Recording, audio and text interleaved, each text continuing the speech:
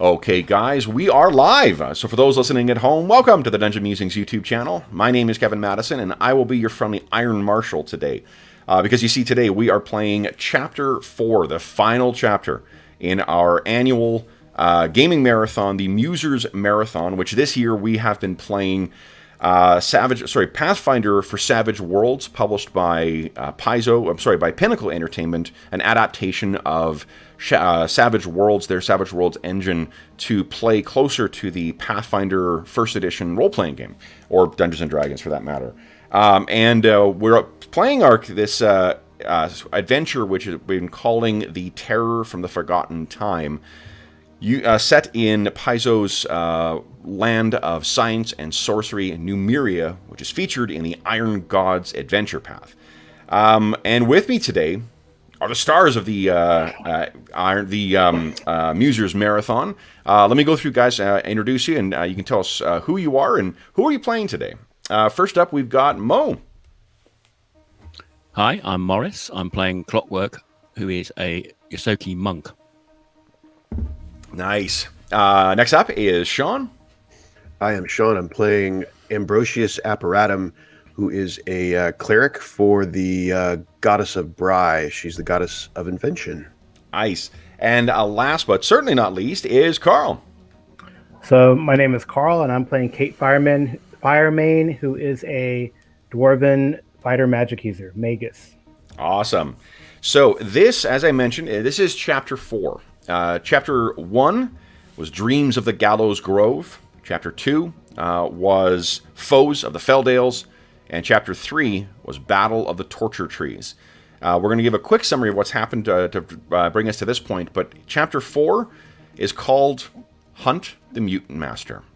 So, in our previous sessions, our heroes learned of a... I guess first off, all the previous sessions are posted on the in a playlist on our YouTube channel. So if you are interested in watching them rather than just getting caught up in what's happened thus far, you're free to do that, and then we'll be here when you get back. In addition, I will say that nothing that's happening in this campaign or in this session will spoil any elements of the Iron Gods adventure path. So if you are... Oh, look at this. Look at this. If you are intent on playing the Iron Gods adventure path at some point, this will not spoil anything for that. So you don't need to worry about having something revealed to you that you don't want to. Let me just introduce you to our new player, our newest survival, Jeffrey. Hey guys, what's going on? I'm just late because I thought it started at 2. No, sorry. No worries. I gave people the wrong time on Friday because I was so tired.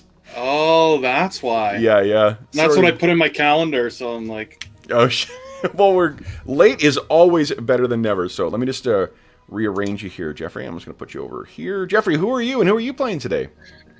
Hey, everybody. I'm Jeff, and I'm playing Rafneric, the half-elf monk cleric. Awesome. So, guys, where this... well, yes, first off, let's just quickly finish our summary of what's happened thus far. Chapter 1, our heroes became aware of a threat coming to the town of Torch that they call home. Through a hobgoblin mutant leader of a kind of a raider tribe named Harkesh the Seer, our heroes learned of a bizarre creature that he was calling a gallows tree that was being used by this psychic leader, I guess, to spread out and take over all the tribes of this desolate region known as the Feldales. Our heroes did not want to see Torch fall, so to try and cut off the exploration, or cut off the reconnaissance of the Mutant Master, our heroes, having learned of a tree that suddenly appeared in the middle of the Numerian plains, went out to go and destroy this thing because our heroes were aware that what they faced was not a tree, but an alien creature known in the Hobgoblin tongue as a Yengethe. After a very tough battle where our heroes found their allies turned against them, our heroes won. Unfortunately, in doing so, Rafneric learned of a greater looming threat. The Yangethe was one of hundreds that would be marching soon with an army of 12,000 mutants, hobgoblins, on to Torch. Knowing that the army was coming, our heroes next in Chapter 2 went in search of allies. And though some heroes were unsuccessful in their tasks due to largely the impact of assassins sent by the Mutant Master, the mind behind the oncoming army, our heroes did find allies in the Crusaders of Yomadai from Castle Urion, in the Kelid tribes of the Black Horses and the Bloodgars.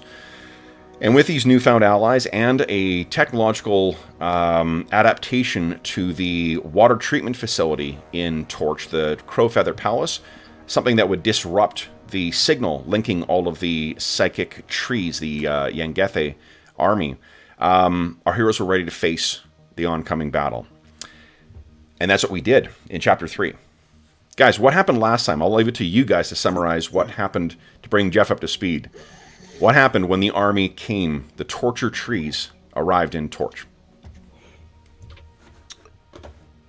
So we had gathered our host. Where exactly did we start? I always struggle with the exact start of a session. Where you guys started was with some downtime. You guys had some time to prepare. Everyone, we had our montage of everyone sort of like getting their guns ready and stuff like that. Studying their books and whatnot. And then we saw you guys plunge into battle. Yeah. So we all picked a certain area to that our characters, something particular to our own characters. So, for example, Ambrosius did some research on a spell, and others did some other things for their characters. And besides that, we got ready for battle, preparing defensive ramparts and that kind of thing for where we expected the invasion to occur into Torch. And described some of those things. Some of us for ambushes or protecting bridges and such. And then we joined battle in a series of rounds where we would contribute with individual contributions, and then that would contribute to a overall battle roll from the commander that was an NPC. And so then that would determine how the forces would be affected. Mm-hmm. And over the course of the early hours of the battle in total lasted 14 hours. And the early hours were not great for the defenders of Torch. Velka, the Kelid Skald, was quite badly injured right off the hop when there was a breach in the lines. The Mutant Master was arraying not only a bunch of the things you expect of the Yangethe, also sent in hordes of mutants. Yeah. Cyborgs. And giants. Yes, and the bent giants. Mm-hmm. Now, what our heroes managed to do, though, was to turn things around the time when the sun set, and in the first hours of night, and our heroes learned of a flanking maneuver that a detachment of the army was the Mutant Master's army was trying to do to the east. East of Torch, there is a gorge that the locals use as garbage refuge. What you guys... Oh, thanks, Jeff. You guys then did, or the heroes went off into the gorge to face this detachment, and what they found were 3 bent giants bearing enormous Numerian devices with them. And assuming that it would not be beneficial for the town and its defenders, our heroes surged into battle. And how did that go, guys? Yeah, that went actually surprisingly well, given the number of foes that we faced. So I guess it seems like the foes tried to outflank us, but Kate and Clockwork and Velka held the mutants at bay. There was at least 16, Ambrosius even slept a group of them, and then the star of the battle or the skirmish there of the garbage dump was Dave's character Mare. I mean, she was mowing down these cyborgs and giants. She one-shot 3 of the cyborgs, I think one-shot a giant, and then Clockwork got finished one of the giants with a well-placed kroll knife. I'm going to call it a kroll knife. Yeah. To the neck. So it was really cool. I mean, Yeah. our damage was like exploding like crazy during that encounter. Yep. Bree was with us. So Well, and Mare also... so Mare got a clutch, what do you call it, soak check as well, too. Oh, right. Yeah. Mare took like a direct hit from one of the cyborg guns and like did like 24 dice. 24 damage. Exploded the dice on the soak. So Yeah. So she managed to Nice. escape 3 wounds from the exploding soak I check. think there was one round where Kate killed like 4 of the mutants. It was crazy. It was crazy, yeah. Yep. Turning point in the battle. And then with that, we went to the final hours. The Mutant Master's army made a push on Torch. The first round was a tie, so it brought us down to 2 force tokens from each. And then everyone drew initiative cards, and I drew a Joker. Oh, yeah, the Joker. So I got a re-roll from it, and I got a +2 to my rolls. And then, after I rolled, I think I rolled a 10. Like, it wasn't even that great of a roll. And you guys reduced my roll because of one of your raise results, too. I think it was Sean who rolled it. I think so. Yes, Sean on a D8, a single D8 +6, got a 17. Yeah. Nice. And meaning they routed the army, leaving just the same amount of people. So with all those allies coming in, you guys, the Bloodgars fled in the early hours of the battle because they broke morale and ran. The Black Horses stood with you, the Crusaders stood with you, but both of those paid a heavy toll, as does Torch. And that is where we are opening our scene. Although we did end on one last thing, because I made an exception to my normal rule, which is we just don't pay attention to characters that aren't there. I mentioned that Raph was there. But Raph had fallen into... We'd known that Raph has been talking about his dreams the last little while. Yeah. About a day before, Raph seemed to be particularly... Before the arrival of the Mutant Master's army, after getting back from negotiating with the Bloodgars, Raph had been meditating for quite a bit, and then seemed to slip off into a coma, from which we could not reach him. And in the course of the battle, Joseph of Bry, the other acolyte of Bry, he stood above your body, keeping it safe when the lines broke and the mutant forces came charging through. So though there's an enormous amount of damage to the town of Torch, there are corpses of Yengethe and mutants and those cyborg things that need to be dealt with. Raph finally awoke. Ooh. And what he said is that he knows where the Mutant Master is. Oh, no. So, our session opens, guys, with Raph. You are in an enormous amount of pain. You can feel like you can't even see really through it, and there's a haziness to your thought process too. Like it's hard to gain purchase on a clear thought. Drugged or drunk would be the closest that you may feel would be an association with this. And you can hear a voice saying, "It's okay. It's okay. We have you. You will be fine. We will save you." And for a very brief moment, you can see a smiling woman's face. And the strange thing is it's a face you recognize, but it seems different. This person is dressed in what looks like she has a mask that's transparent across her face. There is perfectly white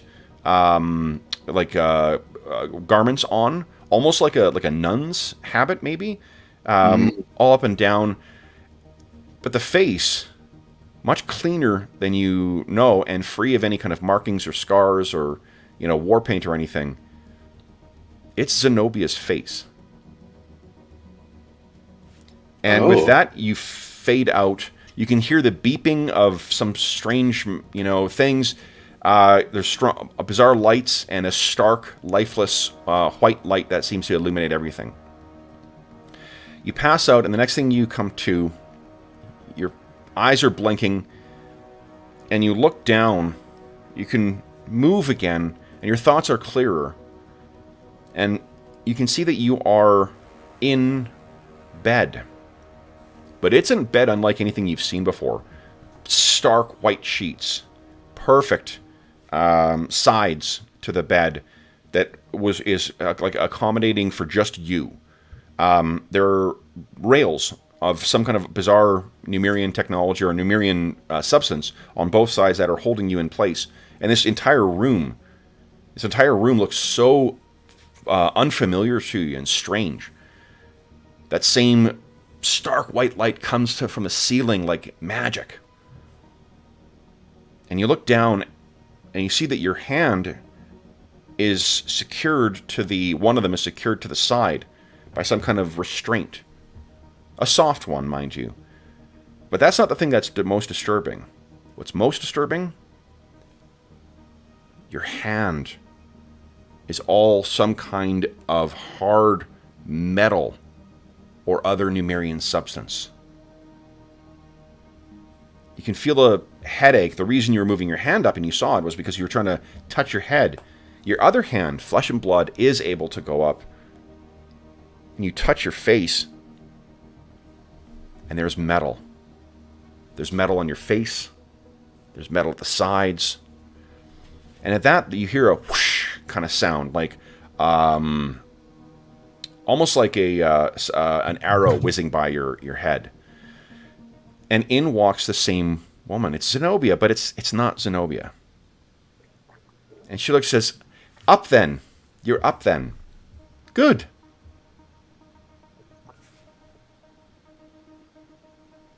Yeah. Where am I? We have you in the infirmary. What happened? And she kind of pauses as she's pouring a drink for you. You were injured. I understand that the landing action did not go as intended. You suffered injuries. And she turns around, and she's got a grave look on her face, and she says, quite serious ones.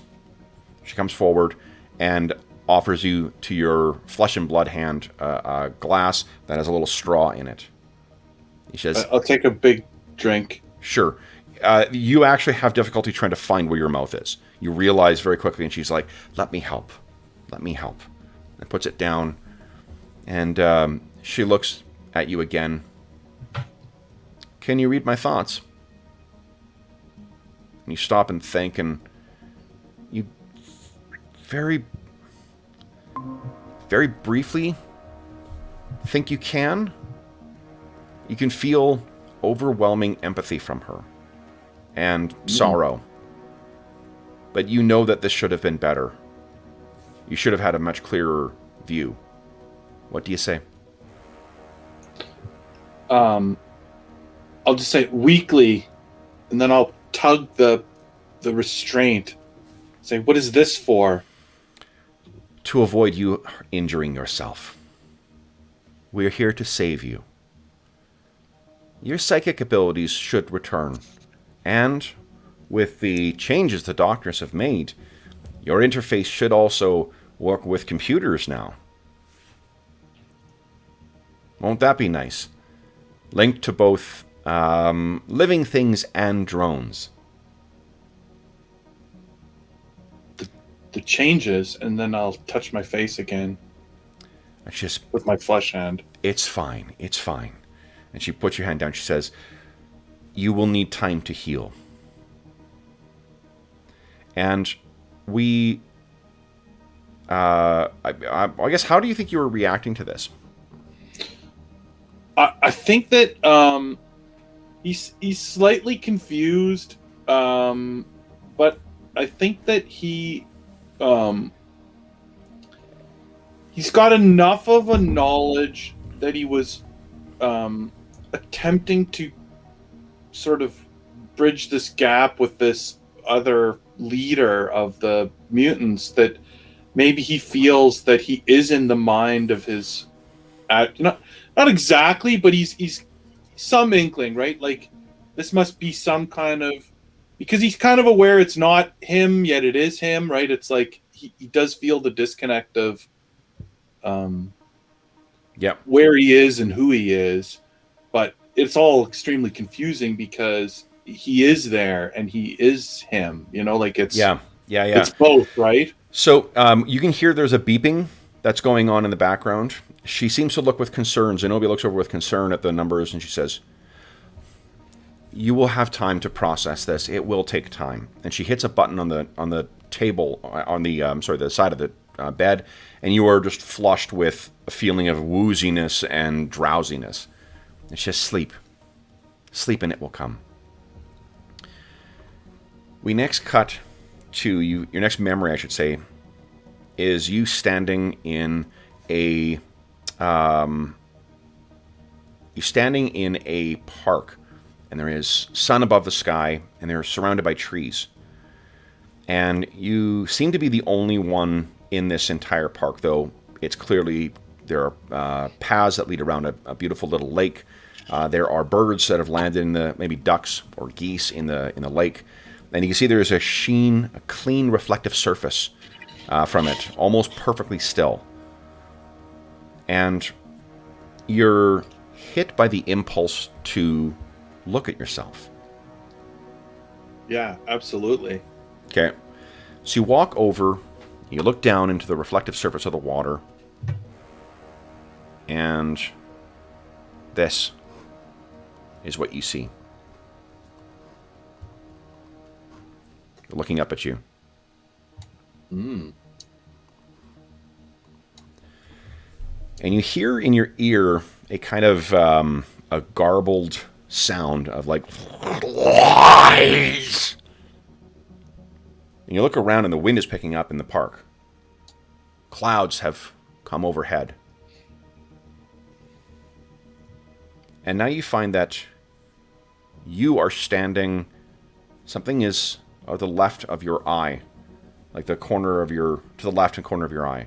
Something is standing next to you. Obviously turn. And what is facing you is this.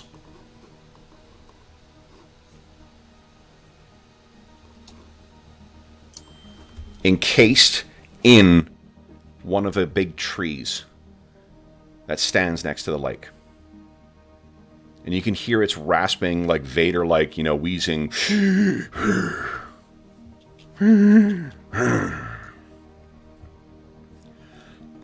And he says,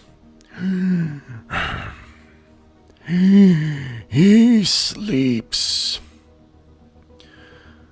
but she comes. They will return." And you hear the sound of kind of a creaking of metal. And the sun is shrouded by a massive shadow cast by what seems to be a monolith. And you are completely caught in it. If you look up to see what is blocking your view,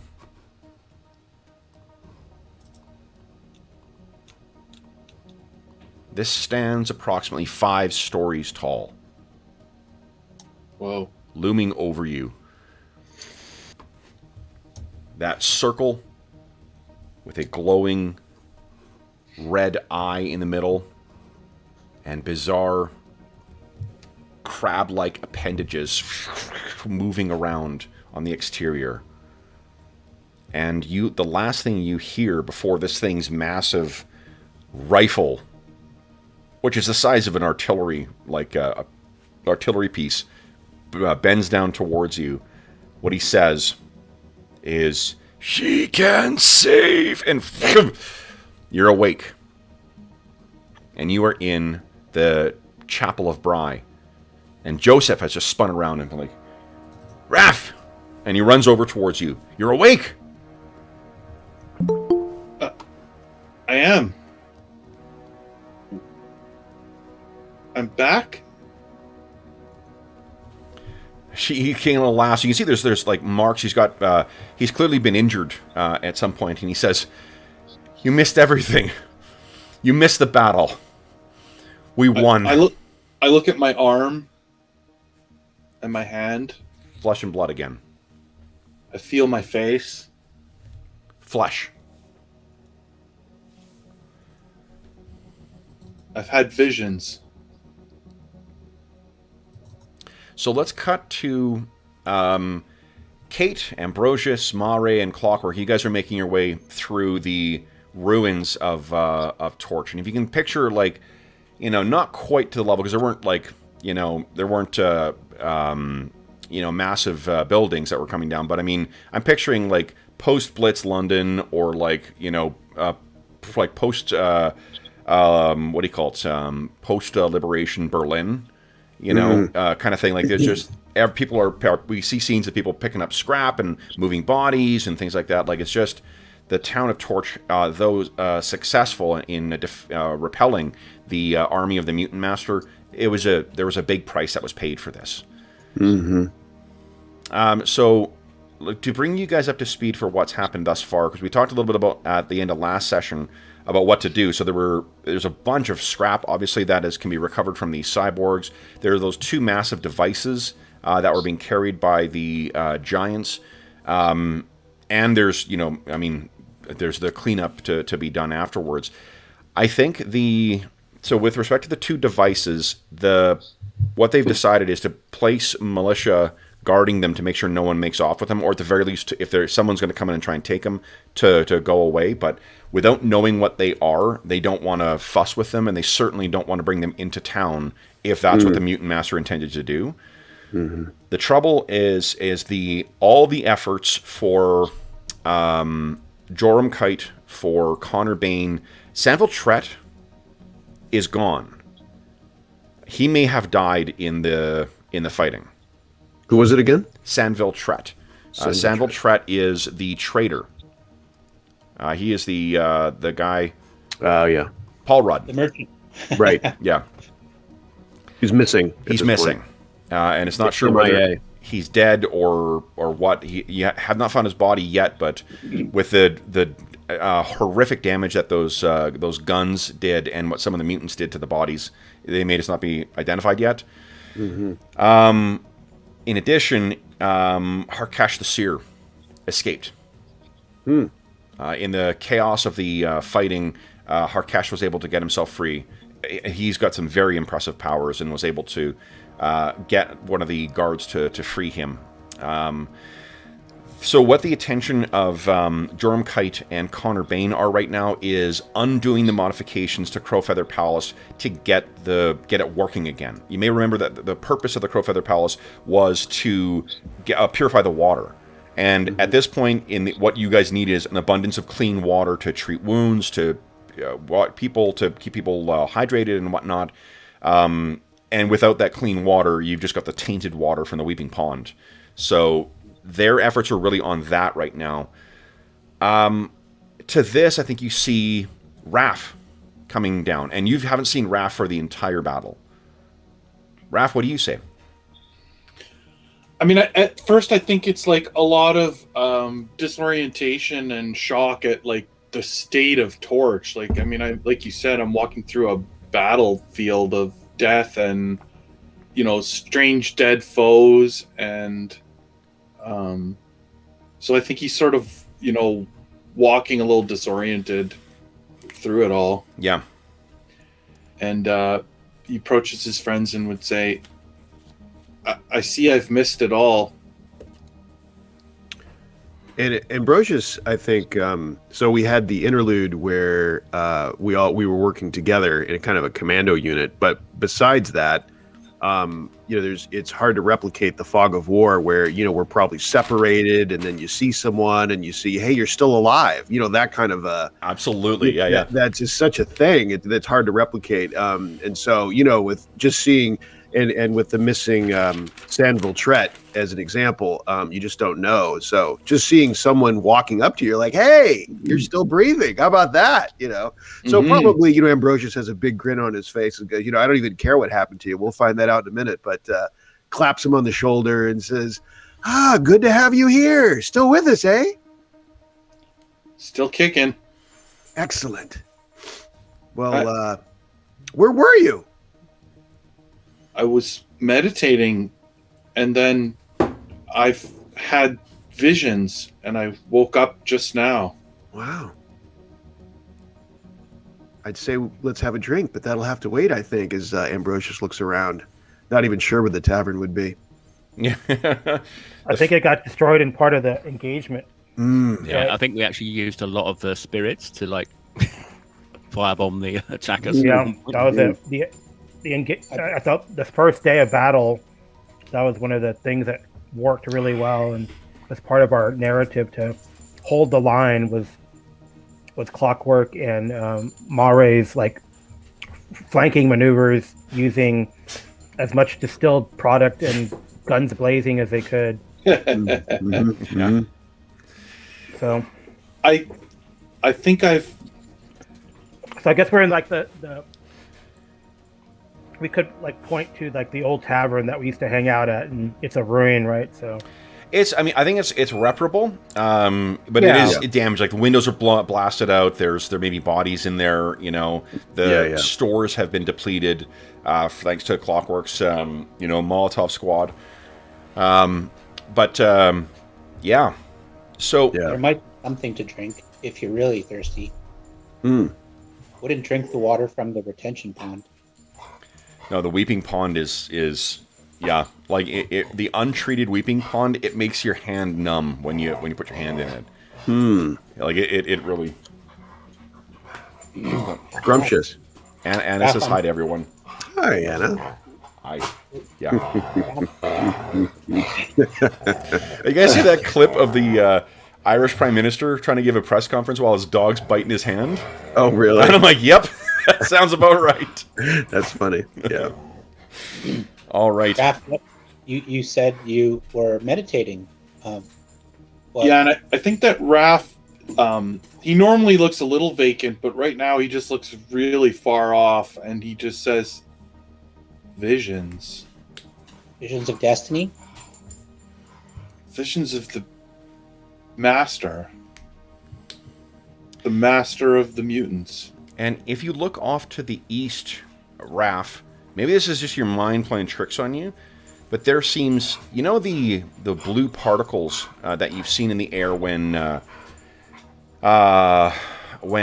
Zenobia has worked her magic, or when sometimes Bran works his magic. Yeah. You can almost see the shape of a butterfly forming to the west. And as if it's hanging in the sky low.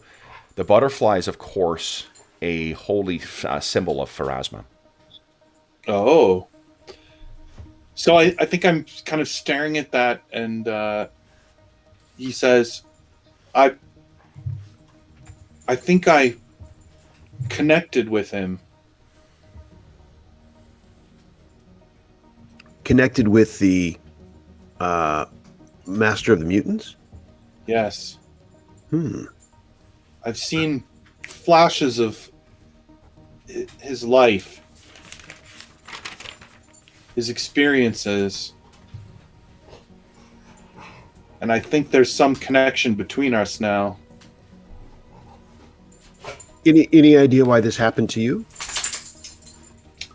I may have caused this during the what are they, Yangethi? When we were in the Yangethi dream, and I reached out to try and find who was calling for help.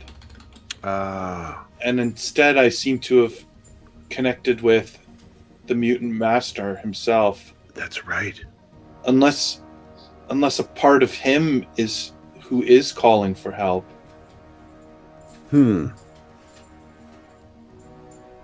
Yes, I'd forgotten you'd done that. I remember now. I think I could lead us to him. if we wish to bring this to an end, it may be our destiny to follow this path. And again, he's just still staring at this butterfly. None of the rest of you guys can see it. So Roth just looks a little spacey to us. Yeah. Yeah, just totally zoned out. It's a standard par for the course. Raph. Yeah. Well, whatever can prevent this from occurring again, and whatever it takes to make sure Torch is safe. I see we are badly needed here, and he finally breaks his gaze from the butterfly and looks around at the devastation. But I fear time may be pushing us along this path. And then he looks back where the butterfly is. And it's still there. Well, let's let's coordinate with Commander whoever, or I can't remember. You may have given us a name, but I can't remember. Captain. Here. Yes, of course. Let's With the captain. And Sorry, I was getting her name again here. Yeah, Captain Aaron Lou Langer. Let me put it in chat. This is the Oops.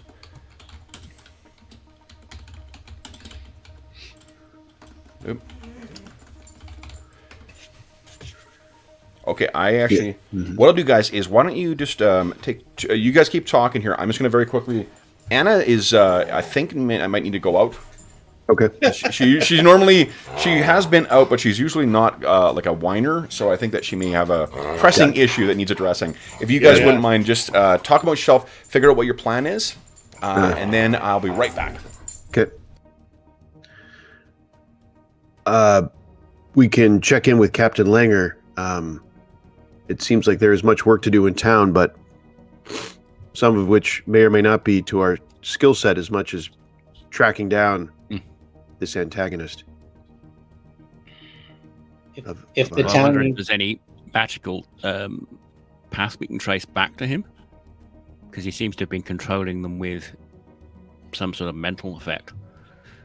Because we didn't see any. We tried to find there was no sort of central command controlling them on the battlefield. That is.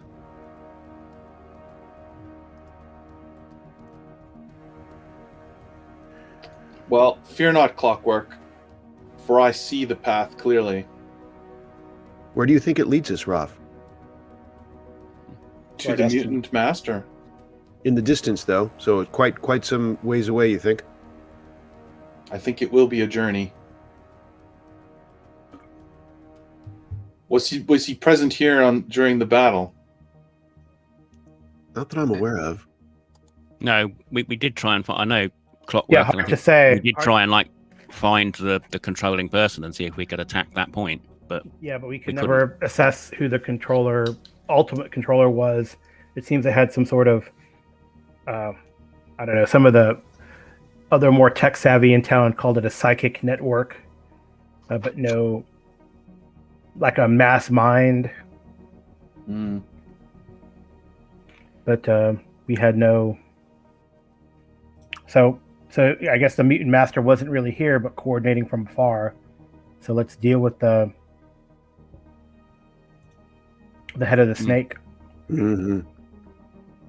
Are you feeling yourself at this point, Roth?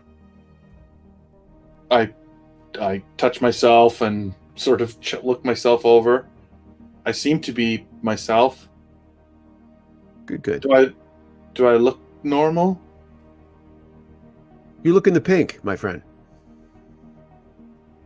Or gray. You more gray guy? Yeah, I kind of gray. You look in the gray, my friend. I feel all right.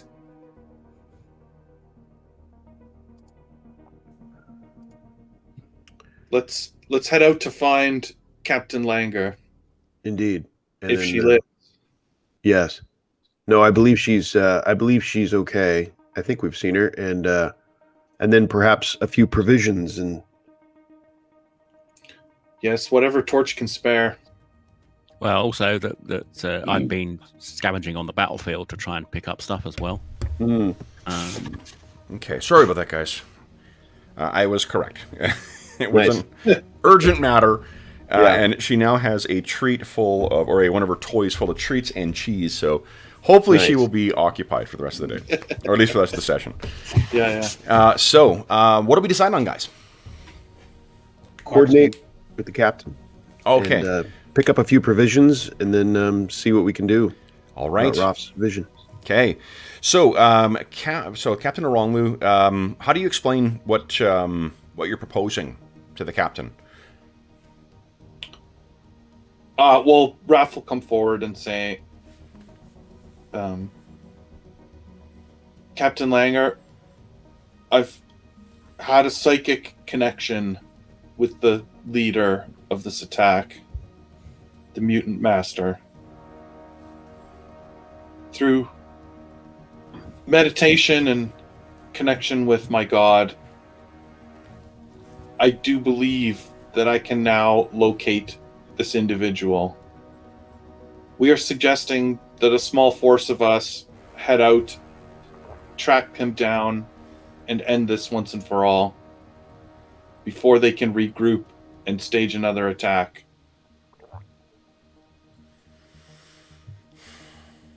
You think you can find him? Let me roll give us a 2d6 roll there, Jeff. Okay. There's let's see if it's on my DM screen. Or Iron Marshal screen, I should say. Mm-hmm. Here we go. Alright, so neutral.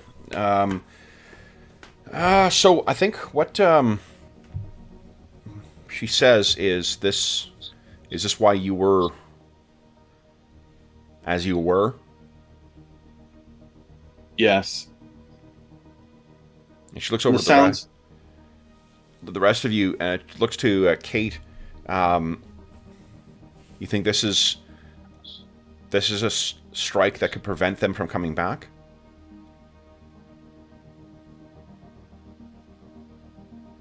Forgive me, Ms. Fireman. You appear to have your voice on mute.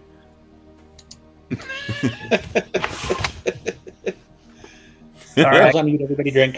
And I was going to unmute. Yeah. Red said, yes, I think this will prevent them from coming back. Provisions are scarce, but we will... We can scrounge what we can. We don't want to tax Torch any further than it needs to help with the rebuilding. And we'll be back to help rebuild. Having seen you in battle, and a lot of you, I have no doubt. She turns to you, Raph, and you get a sense that you hadn't seen this before, but there is a small little spiral pendant around her neck. You may remember that the two faiths that are sort of recognized in Torch are the Church of Bry, of course, and the Shrine of Pharasma. She seems to be a devotee of Pharasma. So she... I will touch... I'll actually reach out and indicate the pendant, and then I'll just say, Pharasma leads us. It is our destiny. Indeed. Then we sort of will cut to, unless you guys have anything else you want to ask of Captain Langer, we'll cut to a montage of you guys kind of getting your stuff together. The horses that Maury has access to, they're probably not being put to any other use right now. They lost some of their stock in the fighting, obviously, but Kate, you had that one that you've been riding for the last out to meet with the black horses, and then on that cavalry charge that you had, you'll get that one again, and the rest of you guys will be supplied with horses. Clockwork will get a pony because he's far too small to ride a horse properly. A fine pony, though. A very fine pony indeed. Oh, definitely a war pony. You see, so when Clockwork looks up... It's looking a bit like those. I don't know if you know them in the States. That there's a very famous cartoon of ponies and their riders, and they're always incredibly shaggy and doing stupid annoying things to their riders, I'll send you the link in the Oh, Discord. okay. Nice. No. Nice. My familiarity with pony would be things brought to like little girls' birthday parties that people can pet. Right. Yeah. So I think what we see, Clockwork looks up at this and he nods. He's like, a suitable war pony. And the owner of the stable kind of looks at you, Mare, like, if that's what makes him happy. Right. You Yeah. know? All right. So then, guys, what we're going to do, I'm not going to worry about provisions because this should not take you too long. But I think what we'll do is we will use, not the journeys rules, because we don't really have time for that, but we're going to take advantage of the travel rules. So let's just see what the what I will need from everyone is. I'm not rolling weather. Hey, which? I'm Weather? not rolling No. Not at all. Okay, so what we're going to do is Savage Pony Finder, exactly. Well, hold on. Who do we have here? We got someone who's really good at stealth. We've got someone who's really good Clockwork. at survival. What's everyone's notice check like for Ambrosius, Kate, That's and a Raph? D6. Yeah, Well, I'm. D6. No, sorry, yeah. Clockwork, you're stealth. I'm Notice survival. is 6. D6 for me. Okay. Yeah, me too. Raph, what's your notice? D6. Everything's stealth's D6 and notice is D6. Okay, so let's do. You know what? I just don't have the book with me. I need to go grab the book. I forgot. I was in a fury of cleaning up last night. Yeah. That's why I need something. I just want to not be left out.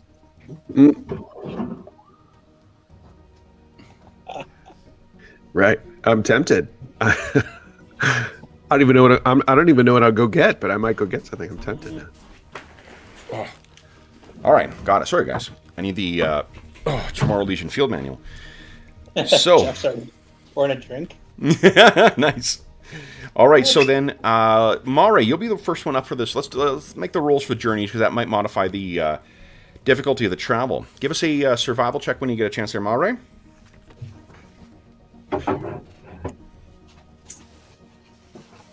Nine with a raise, nice. Because you get a raise, that means the lookout. Oh, does anyone have riding?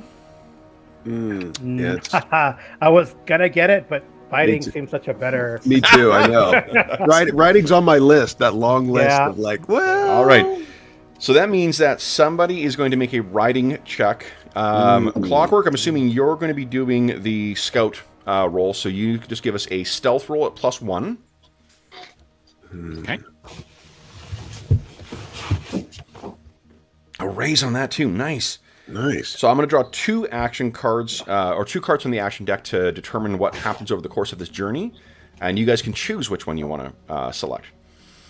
Raph, Ambrosius, and Kate, one of you is going to be making a notice check. One of you is going to make a riding check. Uh-oh. Writing's based on agility. Riding is based. No. Well, no. If you don't have it, it's unskilled. Right? Oh, and skilled. Yeah, yeah. Yeah, you will get a +1 to it thanks to Mare's preparations. I got a D6 notice. Anyone has higher, then they could probably. Any of us could probably roll it. I think we all have unskilled riding and Yep. D6 notice. Right. So who's feeling lucky? Ambrosius has the most bennies, I guess, and he gets That's true. There you go. Yeah. and Elon on re-roll. So the Well unskilled. noted. Yeah. Well noted. I'll roll writing. Ironically. Okay. I'll try the first notice. Okay. So give us a We get a notice. +1. +1. A notice check at +1. Ambrosius, the question you have Nice. to ask yourself. So Kate is being the we draw encounters as normal. You're not going to get penalized for ambushes or whatnot. And then Ambrosius, you're going to get unskilled at +1, please. Okay. This is going to be your. Come on, here it comes. Here it comes. The question you have to ask yourself, Ambrosius, do you feel lucky? Oh, perfect. Yes. All right. Nice. So what that means is that your horses, Ambrosius, you're the one who kind of takes responsibility for keeping care of the horses. They don't suffer fatigue. So the horses are not fatigued. You guys Good deal. cannot be ambushed. You draw 2 cards for the thing, and you will reach your destination as intended. So this is our, montage, the helicopter shots of you guys traveling over land all together through the Numerian, what do you call it? The Numerian plains. You encounter some of the... Yes, you're welcome. Anna came to say thank you. Hi, sweetie. You're welcome, sweetie. All right. Then, let's see here. I got to draw 2 cards. 1. And only on a face card. It is an uneventful travel. I just need vigor checks from you guys. All right. Oh, honey, watch yourself. Good girl. So everyone make a vigor check. If you fail, you suffer 1 level of fatigue. Otherwise, you guys are fine. And what we see in the course of this montage as well, too, when you guys are camping over... Oh, man. I'm messed up. Oh, fuck. Good. Get that out of the way. So there what? You go. 2 levels of fatigue. What do you think? There's does Kate fall off her horse at some point and wind herself?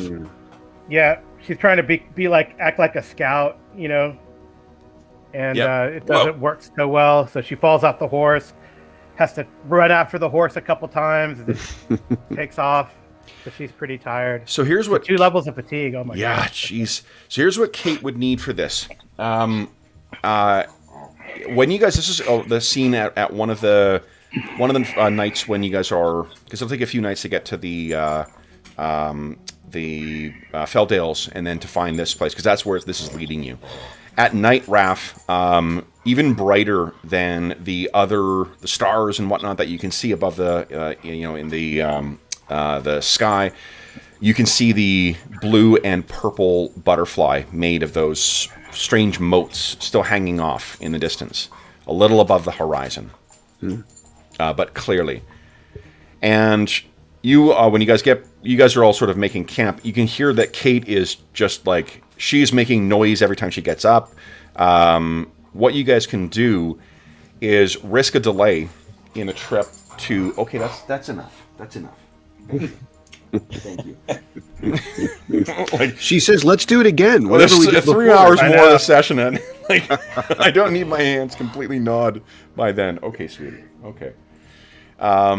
What you guys see is that Kate, obviously, like I said, is just not quite herself right now. You could risk another. I draw another encounter card for this, and to see what happens. You are riding directly into the lair of the Mutant Master, and whatever forces you do not annihilate his army to the cyborg. So there may be stragglers. What do you guys think? I am able to facilitate Bry, imbuing you with energy temporarily if we prefer to press on. But it only lasts for 60 minutes at a time. Well, would a good night's rest? Well, you would need to take a full day to get 1 level of fatigue down. You would need to take 2 full days, which would be 2 encounters or potential encounters. What do you think? Maybe if we press on and see if we can find the place, and then maybe we might need to pull back for a day to recuperate. Am I right, Carl, that Kate is... Kate wouldn't be asking to stay, right? No. I mean, she would want to press on. A day would be nice, but... What do you guys think? So I think we should press on. I don't want to box you in. The only reason I say it is that Kate is probably the way you've been playing her strikes me as the type who's no, I'm fine. I don't need to see a doctor. I'm fine. I'm fine. Coughing. I'm fine. Exactly. Big circles around. She's currently getting -2 to all of her actions because of the fatigue. So what do you guys think? Well, we have an extra, Jeff didn't make the roll for notice that last time. So, we have an extra person to roll. So Kate can sit this out, basically, right? So, so if we press on and find the place, Kate can sit it out. And then maybe when we get there, Mo suggested through clockwork, that we can rest then. Yes, and in a press, I can help Kate with your situation for temporarily. Not. I mean, it's best to wait because it only lasts for 60 minutes. It's best to wait until something comes up, I think. But but even a day, then it's only you can get rid of 1 as opposed to trying to get rid of 2. Indeed. Okay. Cool. So that's decided then. Yes. All right. So you guys will carry on. Let's do one more check to reflect the last leg of the journey.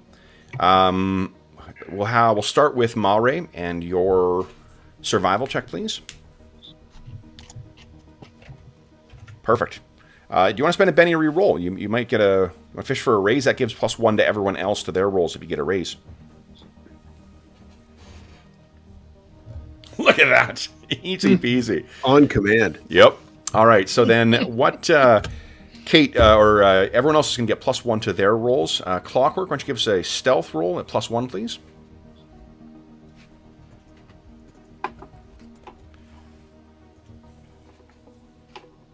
Ooh, you want to spend a Benny re-roll? I will spend a penny. Okay.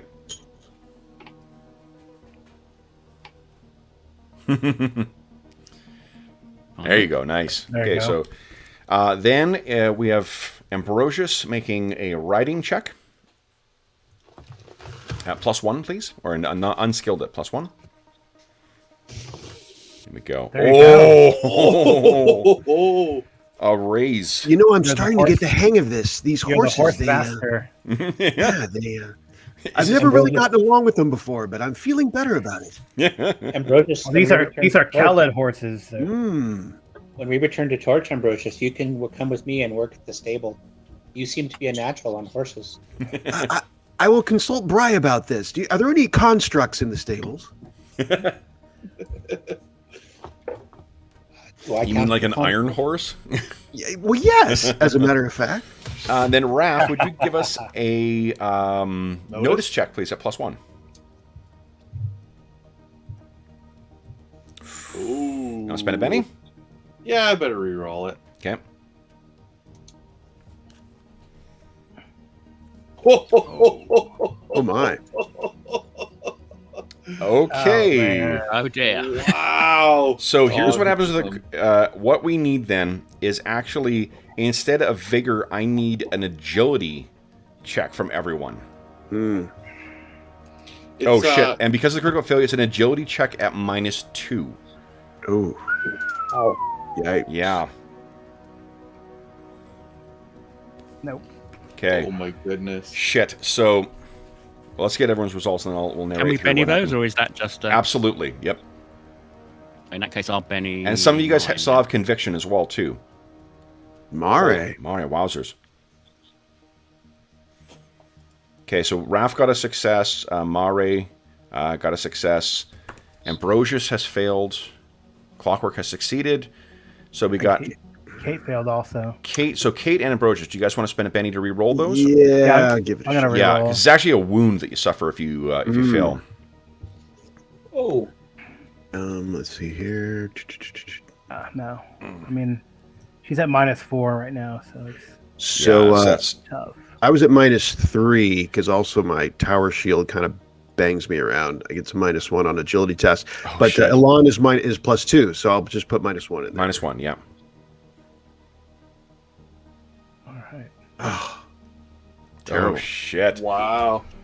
All right. No. Maybe we need to rest today. I'm spending one more. I'm going again. Nice. Yep. It's like the first time Sean gets to 0 bennies I in a know, session. seriously. -1. It's actually kind of an interesting narrative that Kate got fatigued on the first day, and she was noticing, and then Raph, who is extremely distracted, has been asked to be on notice duty, and he's like not paying any attention, and we run into trouble. Yeah. What you why guys? is it difficult to notice on the way to the enemy? Yeah, I think what happens is you guys come across a what will be the? I think this is reflective of some kind of local wildlife. There's maybe some like horrific, like flying, stinging insects of some kind. Not lethal by any means, but just they are. They can really they can like leave a nasty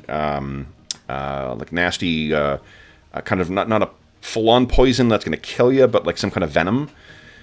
And as a result of this, the horses reacting poorly and you guys having to sort of make your way through, Kate and Ambrosius have both suffered a wound.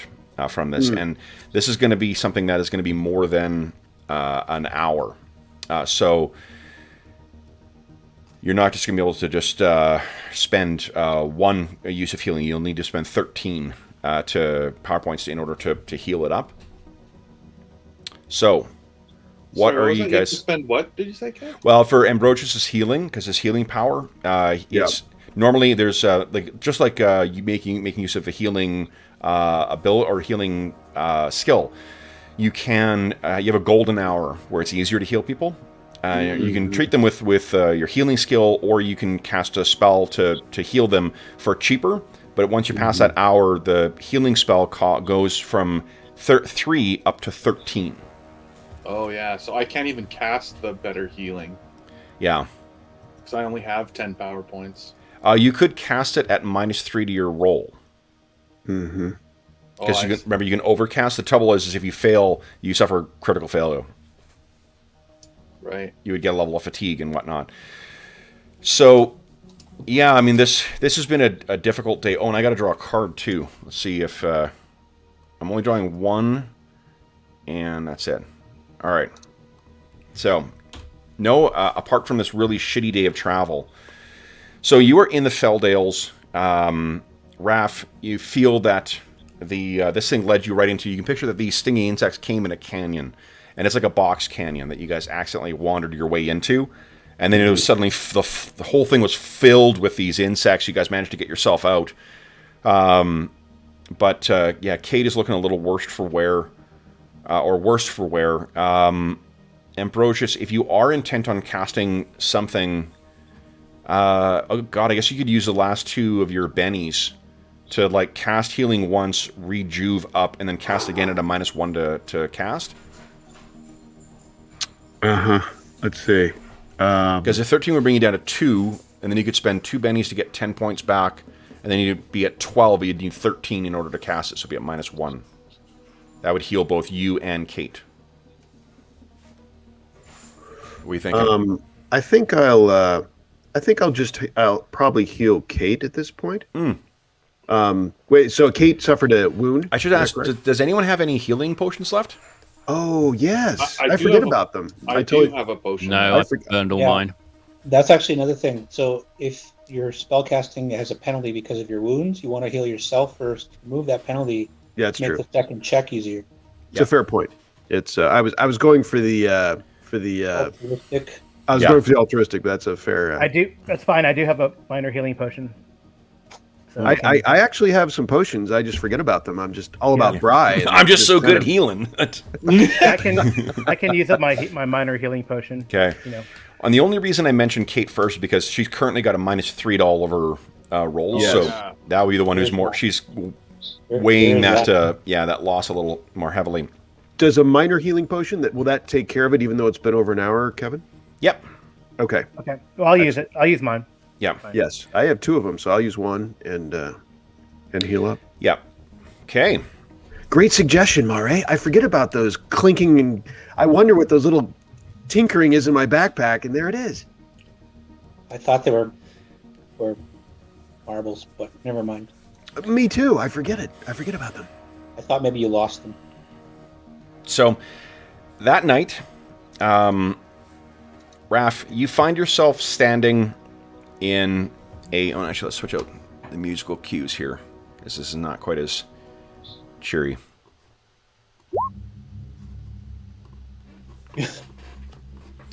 Raph?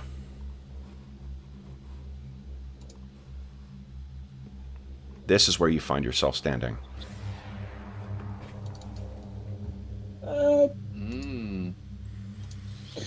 Oh, guys, it's been nice. I gotta run. You're looking around.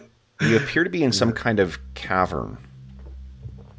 And when you look at the trees, again, they look like no trees you've ever seen before. They don't appear to be like Yangethe, like the twisted things that you've seen, but you're aware that Yangethe can disguise themselves. They can disguise themselves as trees. So what you may infer from this is that what these trees are is either Yangethe described as trees from some other world, or the equivalent thereof, or this is some other world. You can hear the sound of booted feet on gravel, and you turn, and the traveler is once again standing there. Now standing beside me. Yes. And this is the first time we've seen him, right, Kevin? This is only Raph. Oh, only Raph. Yeah, sorry. My bad. So it's a dream then. It's a dream scene. Maybe. Raph will, he just turns. Greetings. He nods. And he says, "You must hurry." And you hear the sound of something huge and metal hit at the far end of the cavern. And you see the silhouette of that monolith moving. The vision. Yes. Do the rest of us hear Roth speaking? Maybe. Maybe. Yeah. I mean, Raph. yes, you're sleeping. You sort of like startle awake, and you can see Raph is lying once again in his meditative pose, or maybe in a lotus pose kind of thing, sitting. I don't know how Raph chooses to sleep. The traveler looks back and says, "He is coming." Again from the far end. And he indicates at the vision. She. He nods. And then you see that giant head, the size of, a large auditorium turn. You hear the creaking of metal on metal, and that eye blazes to life. It seems to have seen you. I turn to the traveler. And why do you not flee? When you look back to him, you see this again, embedded in a tree that was not there before.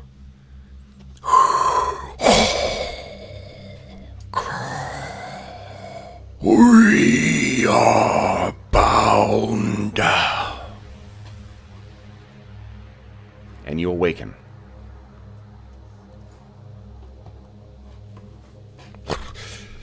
And Ambrosius, seems that you were the one that heard him speak. You look over at Ambrosius, who is looking down with concern at you. Everything all right, Roth? You were muttering. Another vision.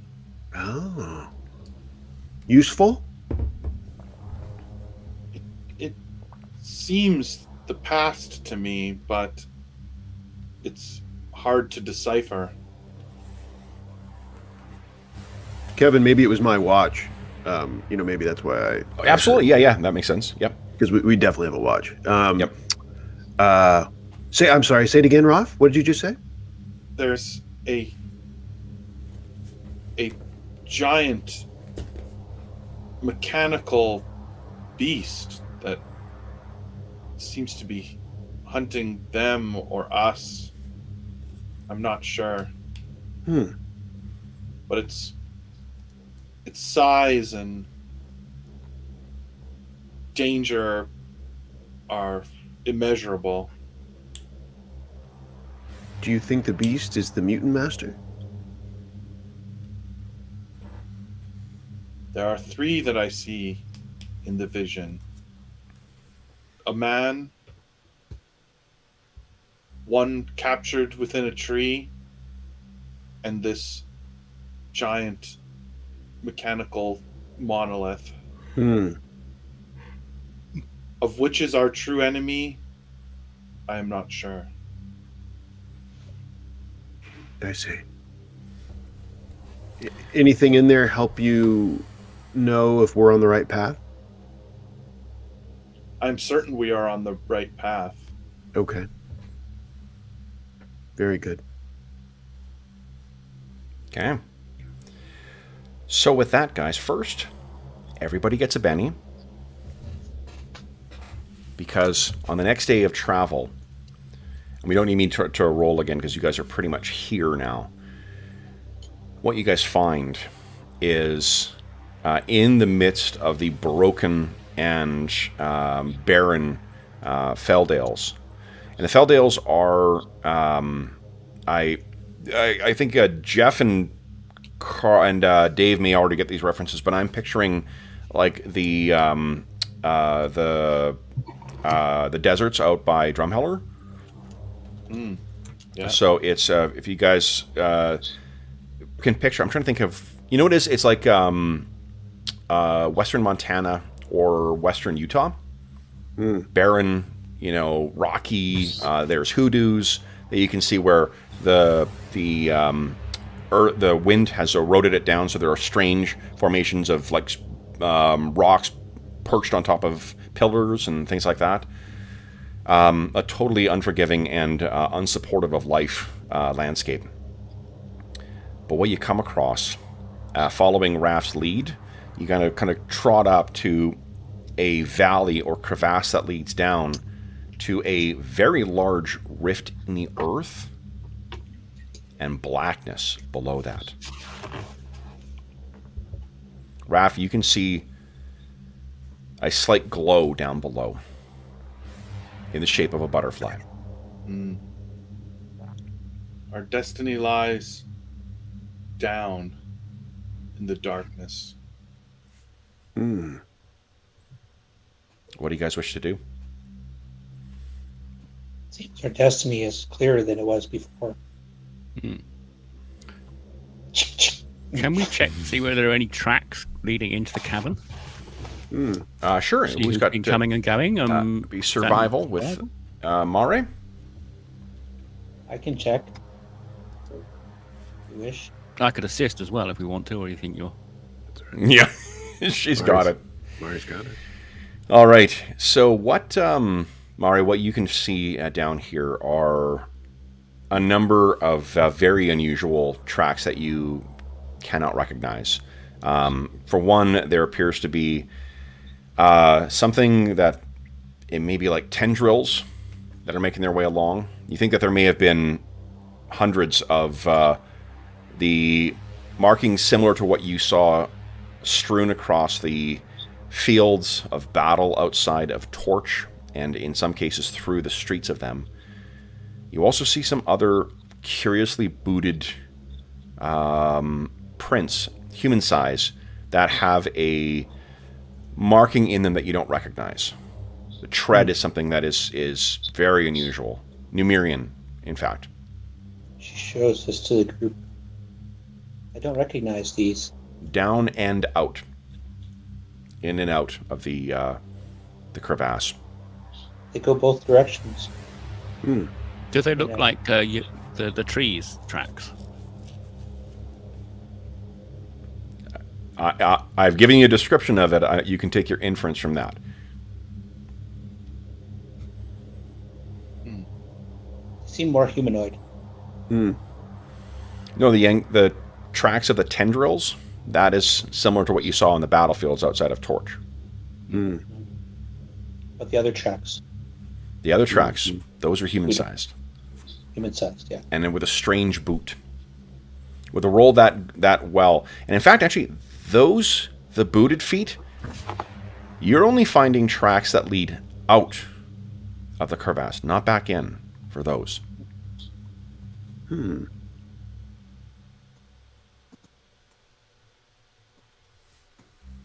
So do we want to follow those tracks and see where this strange booted person has went? I believe our destiny lies within. Could be wrong. Yes. Well, if the Mutant Master's not home, still, you could always set up a warm welcome when he does return. Yeah, I think we need to go in. Do we want to wait and go in the morning, or are we happy to go now? Were we going to rest? Kate is still pretty beat up. Right, yes. Maybe another night's rest and healing session? Rest at least. I think we're healed, but rest at least. Allow me to show you just two. I don't have them loaded, but allow me to show you two illustrations of the Feldales.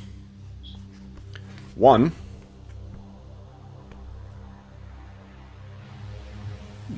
is a Feldrake that can be found within. And 2... We're hoping the Feldrake's not here. Feldrake looks awfully like a fang dragon. Yeah, I was going to say, the second one is a fang dragon. Exactly. Fang dragon plus with alien radiation. So, yeah. Sweet. You guys have truly made this marathon special. Wearing Numerian armor. Exactly. Great. And riding it is a lich. Right. This is getting better and better. A lich of the techno wizards, apparently. Here's the second one. Well, that looks easier. We'll take the second one. Thank you. Let me... You see the scale there, Dave? Yeah, it looks I mention this only because if there is an encounter, the Feldales are the most dangerous part of Numeria. Right. This is my last episode. I'm going to go out with bang. So what do you think, guys? Do we take a day to rest? There's not a guarantee of any kind of thing. But... Yeah, I think if we can maybe try and have a camp that's disguised to try and Yep. away from them. Mo, that's obviously assumed that's the case. Right. So Right. I'm assuming you're not setting up a Some circus groups I played tent. with that wouldn't be, but You get a calliope going, ba ba ba ba ba ba, come one, come all. What time is it Right, currently? yeah, that's Kevin? that's my character in It is. It'll be late evening, or sorry, late afternoon when you guys have arrived. Is this a good time for a song? So what do you guys think? I think that Risk it? Raph is going to prey on this. Okay. Yeah, I think see we what should he wait and come in feels. when we're as fresh as we can be. Oh, Raph feels we have time. Okay. So then let's go through one more to set up the encounter rules. Mare, give us a notice check, please. Or sorry, notice a survival check. So this is like, let's find a... Now the trouble is that this is not planes any longer. Right. Mhm. So she doesn't get the minus, or the +2? Oh, she does still, because your woodsman still applies. That's where your +2 is coming from. It's one of your edges. Right. Yeah, so go ahead. 8, nice. +1 to everyone else's roll. The only other one I really need, guys, we don't need the riding one. We need the stealth roll, and we need the... So go stealth at +1 there, Mo. And we need the notice roll at +1. Okay, so stealth, that's 4, no raise. If you got a raise on that, you cannot be ambushed, Mo. Do you want to spend a Benny and re-roll? Yeah, I think I will take the extra time to do that. Sure. So give and +1 to that one as well. There you go. Okay, so Nice. cannot be ambushed, so you'll hear whatever's coming, and then I need either Ambrosius or Raph to give us a notice check at +1. I'll give it a shot. Yeah, Yeah. I think that Raph would be preoccupied if you're not requesting him to be on guard duty. He would. Oh, didn't work. Oh, again? Fumble! Oh my God, that's That's double. common knowledge. That's Yeah, it doesn't common matter. knowledge. I'm taking the fumble on that. Yeah. So 2. I'm saying. Okay. You rolled the wrong one. You should go and roll notice now. Oh my God. This is so good. So I'm not going to bother going to get the books, but this is in the rules as written. And for those, this is not part of the Savage Pathfinder rules. As written, we use the journey rules out of Pinnacle's Rift's Tomorrow Legion Field Manual. But what it says is, I also roll on if things weren't bad enough and the plot thickens for it. But for today, what I'm just going to have is something will come upon you. So that evening, or the next day, you guys are resting. And what you find... Let me just quickly... I'll do this here. Actually, let's do this theater of the mind, guys. What happens is from within. Where do you think you guys make your camp? Is it right here to avoid losing it, or somewhere else in the Feldales? Where would you have made camp to try and rest? Probably not far away. Yeah, if there's like another dip in the ground or somewhere that we can like huddle under. Okay. Close enough that we couldn't hear the barking dogs. Yeah, But the hounds of the Feldales. All right, so then, what you guys see? It is evening when this comes upon you. Unfortunately, you hear it coming before you see it. Who is out there? Oh, of course, it's nobody. There's a bird. There's a bird outside.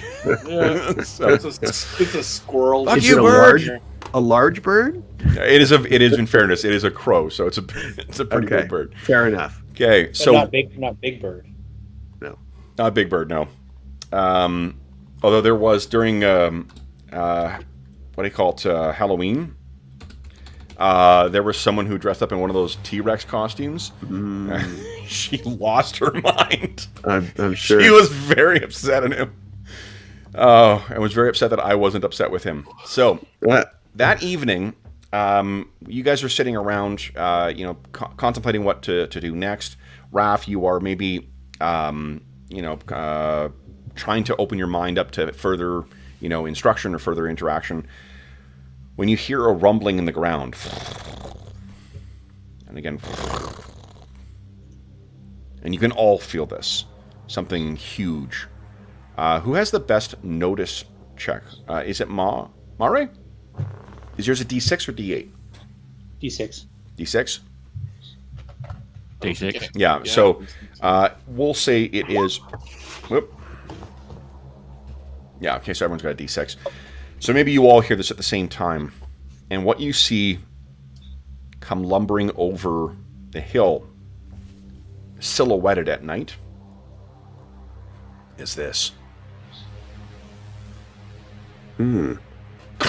Oh, wow. Is creaking, and you hear the sound of metal screeching on metal as it looks over, and you can hear the distinctive sound. I think Ambrosius and Kate, you would recognize this as the sound of Numerian technology winding up. And let's draw some cards for initiative. I want one of those. Okay, so let's start. We'll go left to right as always. Raph gets a 7. Clockwork, a king of clubs. Ambrosius gets 2. So I hear. Indeed. There we go. Queen of spades, the best one. 5. Mare gets queen of clubs, and this metal. Oh. There we go. So I got 1, 2, 3, 4, 5 bennies to start with, and an extra one for this. It screeches at you. Now, hands up. Anyone spending a benny to get a new card? There's No. really no point. Yeah, absolutely no. You're damn right. There's no point. Well, there's one more Joker in the deck. That's Yeah. true. True. All right. So then, what this thing does is it raises its hand up, and you can hear that, and it will unleash a torrent of some kind of weapon, and it's going to catch all of you guys. Catch 4 of you guys in it because it's a large template. That means, let's see here. So I'm going to roll a d5 and just randomly see who is not caught in there. Clockwork is sleeping in a hollow that he's dug out, so he's not going to be affected by this. What I need everybody to do is to give us an agility check at -2. What this is oh fuck, I think it's actually at -4. Holy shit. We'll say -2 for now. That's fine. Is this at night? It is at night, yeah. We were sleeping, kind of a thing. No, you guys were just, it's like right near, before you guys have hit the sack. Gotcha. So you guys are all awake, so it's fine. I think we're going to be doing a reroll here. Okay. Oh, shit, Mare. Jeff? Yeah. I was just telling Jeff in Whisper, it's like, I'm getting all these great rolls, but it's going to wait for the dice to die on me when I need it most. All right, so Ambrosius, you see this coming. You duck behind cover, and all these projectiles are exploding around you. I think I duck behind my shield. I get it up in time, and clank, clank, clank, clank. Yeah. Kate, likewise, you. Mare, nicely done. Mare dives for cover. And Raph, did you want to spend a Benny to re-roll? Kind of, but I'm also imagining that he's like just caught in his meditation and not reacting like everyone else. Yep, that's okay. So Raph's toughness is only a 5. Yeah, he's a wuss. Oh, shit. Fortunately, I didn't roll that. Well, I'll spend a Benny. I got shit ton of them. Let's re-roll. Let's make it interesting. That's what I'm here for. If I kill you, let me just re-roll. Okay, so that is a 17 against your 5. So that is 1, 2, 3 wounds, and you're shaken. Would you like to spend a Benny? Yes, please. Go ahead. So go ahead and roll soak. Okay. See how you do here. Oh, and I was going to change this up here. Oh, Going to spend a Benny and re-roll that? yeah, I might as well. Okay. Oh, Nice. That's how you do it, folks. Yeah. Well spent. Holy shit, I missed that because I was changing the music. So, Raph, your fate, maybe so there's just like a second of glint when you can see the hand opening up and there's a thing spinning inside, and you duck behind cover and it explodes. It looks like all of you guys have succeeded. None of you guys have taken damage from this, but you can see it's moving up a second hand now. So Kev, I actually imagine that it's more like he's in his meditation and he goes to like bow down to like as part of his meditation, and right when he ducks, it's like the fire just goes over top. It's in your rolls to the side. All right. So the next up will be Clockwork. What do you need in Clockwork? So I can see the second hand. A quick glance around, everyone seems to be okay. He's going to, as a swift action. So I think this thing's about 12 away right now. Okay, well, he's going to put the deflection up. Okay. Which is 2 points. Effectively, he's going to hunker down and see what happens.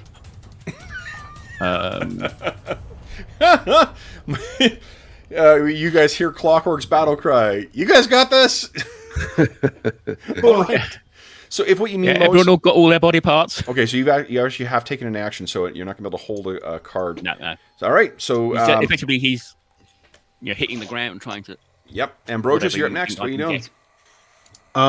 Let's see. So, Ambrosius is going to snap up his holy symbol above the shield a little bit. Yep. And cry out Bry's name and cast protection on the party. Okay. Nice. So on the whole party, 1, 2, 4. So what? 5, 6 in total. Protection's only 1. 2, 3, 4, 5, 6. Yeah. So 6 points then, right? Okay. All right. Protection. Here we go. Come on, Bry.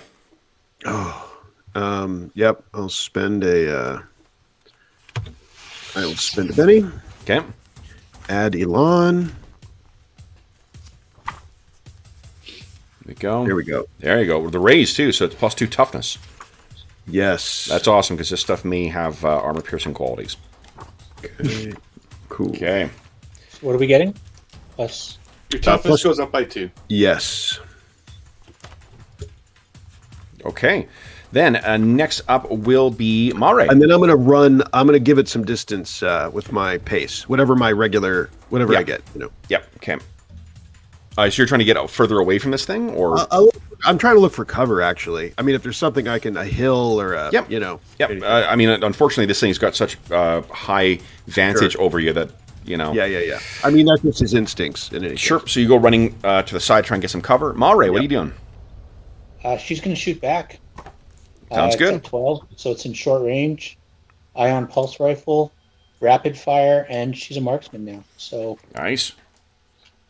so does it have any cover, or there's no range penalties? No cover, no range penalties. Just 12 away from you right now. Okay, so then she'll get a +1 on the first attack. Okay. Oh, it's also, you get a +2 from size. This thing's very big. Oh, so easy to hit. Yep. Okay, so How large is it, Kevin? It stands about 3 stories tall. Oh, okay. It's huge. Okay. That is hit with a raise. Okay, 27. What is the AP on the pulse rifle? that's a hit. Oh, that's a roll to hit. Okay, yeah. So you hit twice with both times with raises. Go ahead and roll damage. Okay, marksman doesn't give me anything there. Okay, so first one is a 32. So you have, and what's the AP on the rifle again? I think it's also 1. I'm just gonna double check. 1. Okay, so yeah, then what? Where is it? There we go. You hit this thing, and there's a bit of like electricity that goes through. It is shaken, but that's it. You want to re-roll that second damage with the Benny? Sure. Go ahead. Okay, so even with the second hit, it's nothing against this thing's hide. Then it is Raph's turn. What are you doing, Raph? I'm gonna run around to the side to start to flank it, like to spread us out. Yep, you got it. So you spread to the side. I just had a question. Of course. So the ion pulse rifle, when it does the 3d10, it's shooting 3 times. That's 3 charges. 3 charges. Okay, because I wasn't doing that yesterday, so I'll retroactively take off. Wait, hold on. What are you asking about? Sorry. Well, I think when you read the description, you said that it can shoot multiple times, like a shotgun almost in short range. Which Yes. I was wondering if that's like 3 pulses, like 3 separate. Yeah, oh yeah. charges. Hold on. Let me tell you. Because I was only taking 1 off per attack yesterday. Yeah. Let me just double check here. 3. Okay.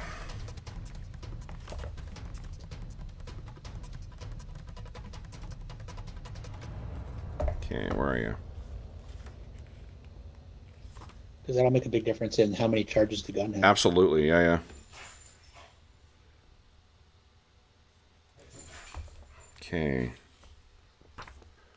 Where is it here? Where is it? Here we go.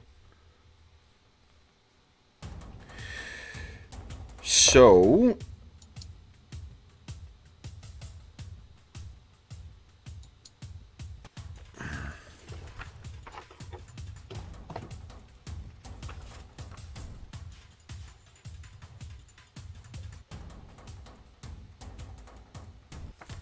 no, the rate of fire is you can actually fire multiple times. You can't stack it with rapid fire.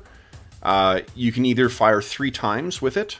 So you've only been doing 2 shots. Rapid fire will take 2 shots each time, though. Okay. So you should double whatever losses or whatever charges you spend if you haven't been doing that. Well, I've been doing it for each rapid fire. I've been doing a pulse, but I wasn't sure if it was the 3d10. You've been doing two pulses with each rapid fire. Oh, okay. Yeah, each rapid fire. Each time you roll 2 dice like that, you're snapping off 2 shots. So you should be taking 2 away with every time you've done that. Yeah. And then what the rate of fire is that you can just shoot 3 times. You can just roll 3 instead of doing the rapid fire. You could roll 3 dice and then go, but it doesn't. That just means you're attacking 3 times with the same weapon. Oh, okay. Same attack. You only get your wild dice once. So if you're going to fire at the full rat, you could fire at a full rate of fire of 3. You take. Yeah, and there's no penalty for that. It's oh no, you do take. Hold on, it's a snap fire penalty from that.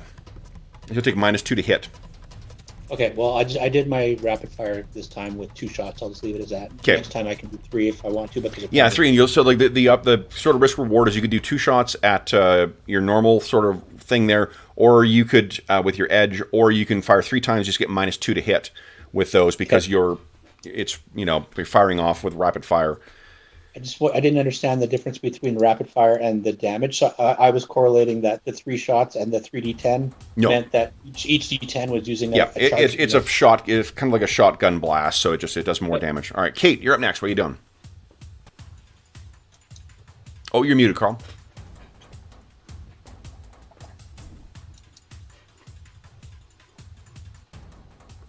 We just lose somebody in the... Kate is going to move towards it and cast, but not run. She's just going to move towards it. Yep. I don't think she can run anyway because she's fatigued. And she's going to cast Smite on her sword. Okay. That sounds good. Oh, yeah, Sean's gone. Is Sean gone from the hangout as well? Or the meet? Yeah, he messaged in Discord that he was having some kind of problem. He'd be back as soon as. Oh, okay, cool. Yeah, he'll be back momentarily then. All right. So then that is the end of. Go ahead and cast your spell. Yeah, I did. Nice. I failed and then I rolled and I got it. Nice, so, excellent. I used the Benny. So then next round, so I'm guys. five closer, I guess, right? Yeah. So you're 7 away from it right now. Okay. So let's see here. We'll assume Sean's going to be back in a moment here. I'll give him cards as well. Ace for Clockwork. Nice. Oh, hold on. I got to reshuffle, guys. Sorry.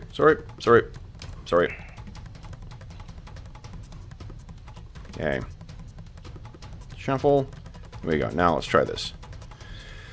Raph. There you go. 3. I know you like those low numbers. King. I do, actually. Ambrosius gets King and a 5. Kate gets a Queen. Nice. Mare. A Jack. And this Metal Monstrosity. Queen of Clubs. Hands up anyone spending bennies to get new cards. I don't think so. All right. So then first up will be... Ambrosius is holding his action. First up actually is Clockwork. What do you in Clockwork? He's going to try and scamper around to the rear. It seems to be a skeleton. It's not all smooth, so he's going to try and run up and try and punch into what appears to be a weak point on one of the legs. Okay, so 2 things here. One, you so your speed. We were talking about this yesterday. I looked it up again. Speed has a duration of 5. Oh right. Oh well. Yeah. So if you're casting or making use of that, remember that you can. It has a duration of 5, and then you can also increase it. Sloth has an instant duration, but the speed version has 5. Okay. Well, in that case, you'll probably speed up to get in there. Okay. He'll spend 3 power points to get the improved version. Okay. Let's take that off. So you're able to get in there, and then go ahead and give us a fighting check. Parry this thing's a 6. Right. You have +2 to hit because of size.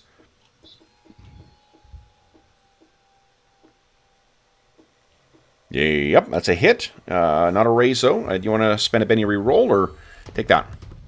No, I'll take that. Go ahead and roll damage. Holy shit! So that's a great hit.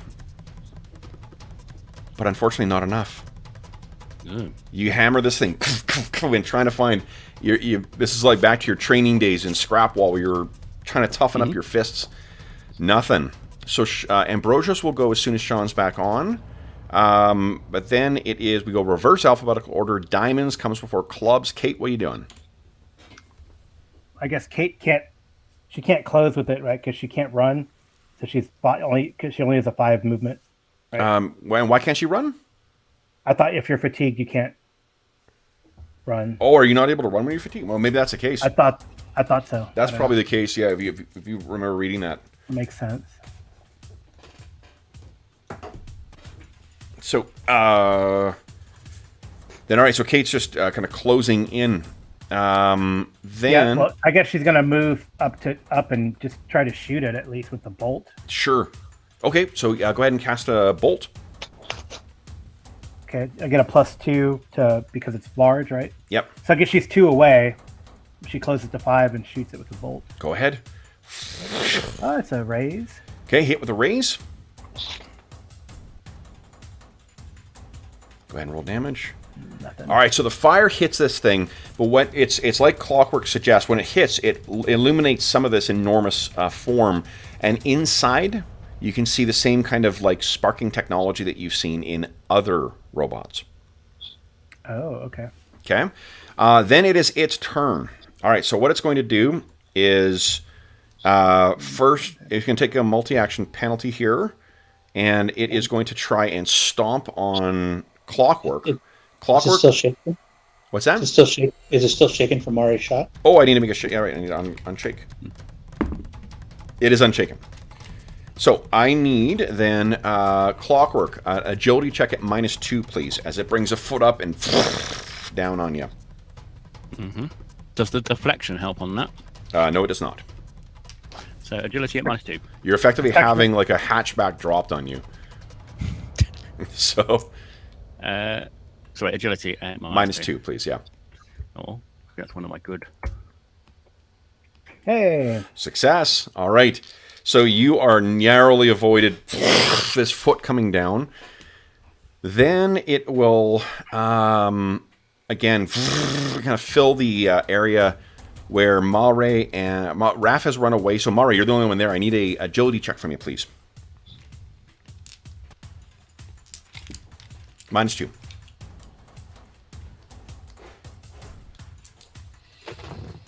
Here we go. Come on, Mare. Yes. All right. So again, you're able to avoid the hail of gunfire that's coming in your direction. Then, speaking of Mare, your turn. What are you doing? She's going to shoot back. I think I'll still just use rapid fire because then it's don't have to want those penalties. Okay. Minus. Go ahead. So you got +2 to hit because of its size. Hit with a raise. And go ahead and roll a second one. +2. Yep.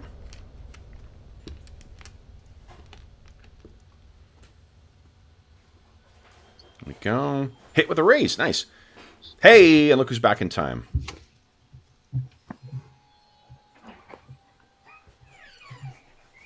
Okay. That is... So the first one was hit with a raise. That's 23. That is not enough. And your second shot... Oh, you could re-roll damage if you want, Dave, first, before we move on. No, I'm going to just keep them. Okay. So make your second shot. They're both there. The other one was 9 damage. Shit. Yeah, okay, so no, neither of those do get through. All right. Then, Sean, can you hear us again? Let's see, or in case he needs to rejoin here. Let's see here. Well, let's go with Raph. Oh, look at who's joining the fight here. Good time. We'll draw a card for Zenobia. Okay, I think I can hear. Is Sean, you back? I think so. Nice, excellent. Old Bessie is still. The hamsters are trying to get back on the wheel. It's a little creaky over here, but Nice. I think we're okay. All right, and I believe you guys have reinforcements coming. Nice. All right, reinforcements have just arrived in the form of a very angry Kelid Blood Rager. So first up, before Jeff, do you mind if Ambrosius takes his turn first? What? No, go ahead. Okay, Ambrosius, what are you doing? Any quick update on what's transpired and since Ambrosia passed out briefly? Clockwork has been pasted into a greasy kind of like jam. Mare has a shot sticking out of her forehead, and Kate has turned and joined the Mutant Master. So it was a very eventful turn. No. What's happened? The Clockwork has run up to try and fight him. Kate just ran in and tossed a firebolt at them, and Mare got shot at, and it tried to step on Clockwork.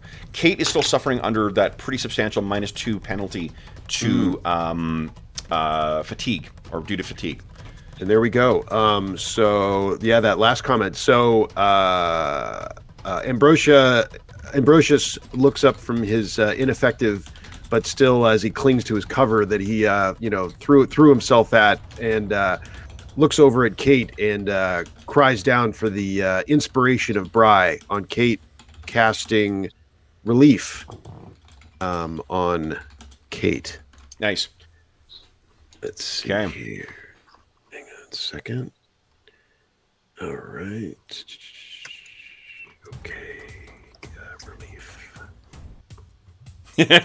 Not the reaction I expected for you're facing a 3-story tall robot. It's like, yes! Oh yeah, I'm a blood raging, bloodthirsty, death wish barbarian. Love it. So with a, let's see here, with a raise. The numb one down there. Okay, so reduces penalties by 1, 2. Kate, you no longer have penalties from fatigue. It's temporary, but it's for an hour, so it's good for the encounter anyway. Yep. Oh, and you can extend it for 1 point for each duration, right? Right. For another hour. All right, Kate, you when you threw that, maybe it's the feeling of throwing a fireball at this thing, or whether it's Bry's prayers, but you feel invigorated and ready to face this thing. Raph, what are you doing? Yeah.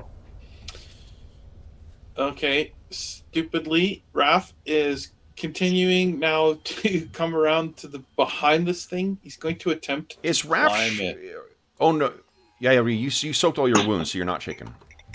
Yeah, on that, I got a crazy roll on that. Yeah. So you're racing around there. What are you doing? He's going to attempt to climb the monster. I love it. Give us an athletics check at +2, and I'll contest it because of your size. This thing's going to try and shake you off of it as it moves. Okay. I got a 7. You got a raise on it. Fantastic. Nice. Okay, so then, so what do we see is you're jumping up and climbing up this thing. Yeah, like he's trying to clamber up high enough that he can try and attack it somewhere vulnerable or somewhere where he can disrupt its power. He's seen that even the powerful rifle that Mare has is not really injuring this thing, so he's basically trying to find somewhere where he can. Interesting point, Jeff, that what an excellent way to point out that the way called shots work is basically the penalty you take to hit the thing is the bonus you get on damage when you hit.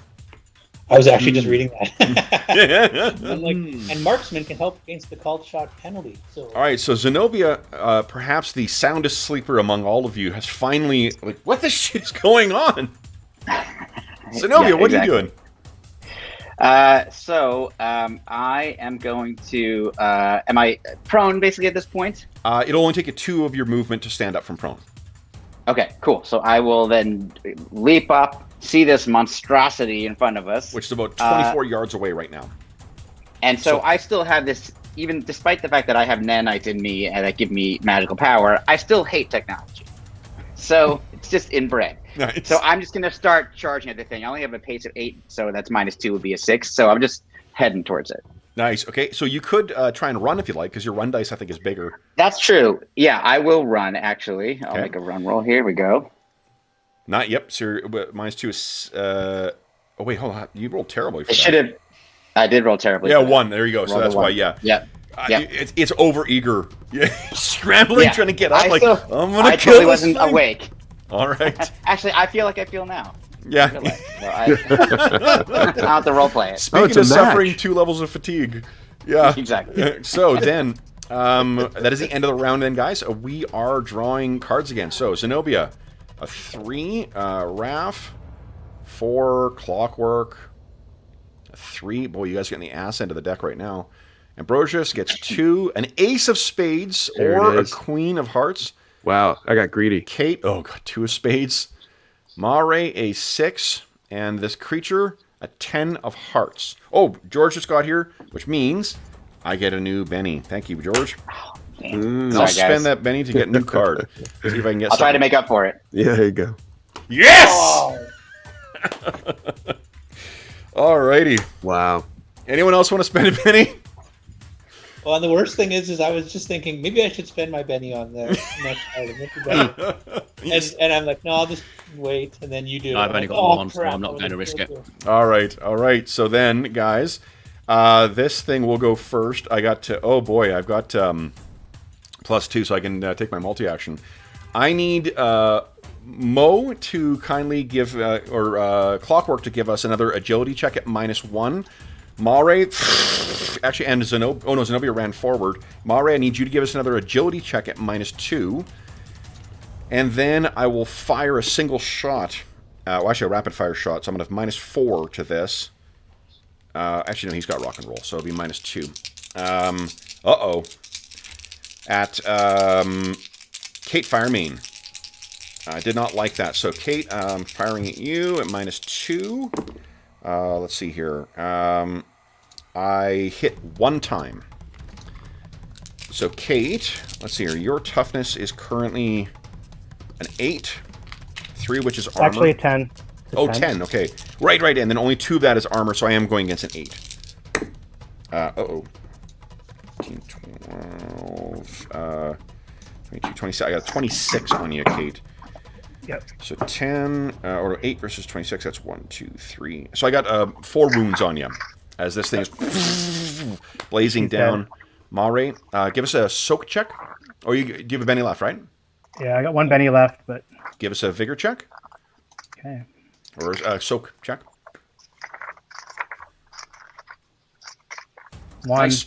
Down by 1, so you're at 3. You're 3 wounds, you're not down, and you're shaken. Okay. Okay.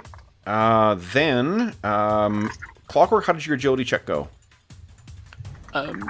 Succeeded. No, it didn't, because you didn't apply the -2. I thought you said -1. No, -2. Yeah. Yeah, you said -1. Okay. Did I say -1? I meant -2. Sorry. Why don't you guys read my minds? Well, he got a 5. So Okay, so then you got a -1. So it would have. Well, no. Again, it's -2. Oh, you got a Instead of 6 would be -1. -2. There you go. I got it. I see it. I see it. All right. And then Mara, you did okay. Yep. Yeah, I had to re-roll because I'm terrible. Okay. All right. Then, guys, it is... So, Kate has gotten hit by one of the guns from this thing. It stomped on Clockwork, but missed, and Mare is still under fire as well. Everyone else has sort of moved out. Then we're on to Ambrosius. What are you doing, Ambrosius? Ambrosius is holding. Okay. So you're going to hold your card. Remember, it's athletics contested to interact. Okay. Yep. Mare is up next. What are you doing? I'm up next with a 6? Wow, that's terrible. Yeah. Sorry, I was not really... so she's going to do a called shot on the gun that keeps firing at her, the gun hand. So she's going to aim, wait and aim, and as the hand comes across, she's going to try and shoot. And so it would be -4 to hit the hand, but it's +2 to hit it because of the size. Okay, and her marksman ignore up to 2 penalties from called shots. Nice. So normal shot. Go ahead, make your roll. Hello. Oh, Anna says hi again. She can still rapid shot edge if she chooses. Yep. So I will. So what do you want to do that? You want a rapid shot? Yeah. Okay, go ahead.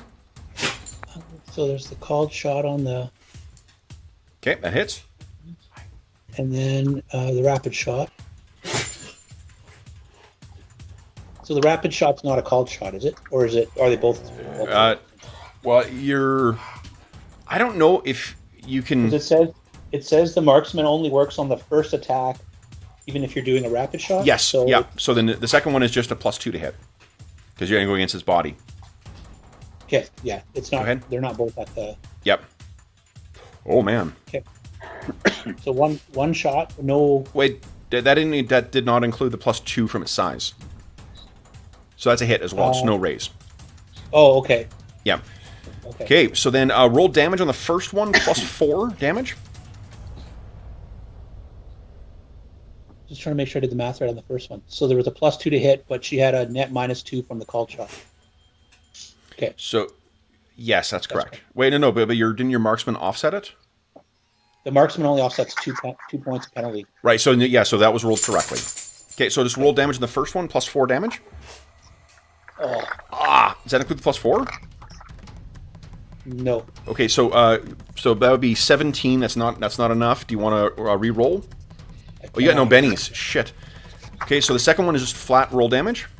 Okay, flat roll damage on the second one. No +4. Yep. Hitting the outside, it's not doesn't seem to have any effect on it. Raph, what are you doing? I think my rifle is broken. Okay, so Raph is going to attempt to basically crawl around on this thing and look for either like a cable or a wire or maybe a panel of its armor or something that is loose enough that he could try to rip it off. Like he's basically trying to create a point of attack for his allies to fire at. What is okay? So two different ways of we could model this. One is just as a test. You're trying to find something, so you would make, I think, a notice check. Okay. And the notice check would just be opposed by, I think it's vigor. Right, just to see if I can actually find something that... Alternatively, what you could do is try and find... make a regular check at the lower of repair and notice. And if you're successful, then you've identified a vulnerable point. You're sort of up on its shoulder or near its head, and you'd get the equivalent of a headshot, which is +8 on damage. Right. So what do you want to do? Do you want to help your allies, give them a +2, like try and make it vulnerable? Or do you want to try and find something yourself you can damage? Yeah, maybe I'll try to find something myself I can damage. Okay, what's the lower of your notice and your repair? I don't have any repair. So it's okay, so then I'll answer that. Why don't you give us an unskilled check then? All right. Oh, wonderful. You know, spend that last penny? Sure. Okay. Whatever. Let's do it. Sounds good. 0. Come on, repair. Go. Oh, not quite yet. It's a sound strategy, but you haven't got it quite yet. With George's arrival too, let's your turn is gonna be over, but let's also give everybody another Benny. I see a lot of zeros on those things there. Zenobia, you're up next. What are you doing? Okay, so I think it's I'm almost now half within, time anyway. I'm within 15 of it at this point because it was 24 and I moved. Well, 9. no. So the numbers you moved is inches. It was 12 inches away. You have moved. Oh, okay. So it's only 3 5 inches now towards it. Yeah. So you're now 7 away. Okay, great. So I have a pace of 8, so that would take me up to it. Absolutely. So I will then.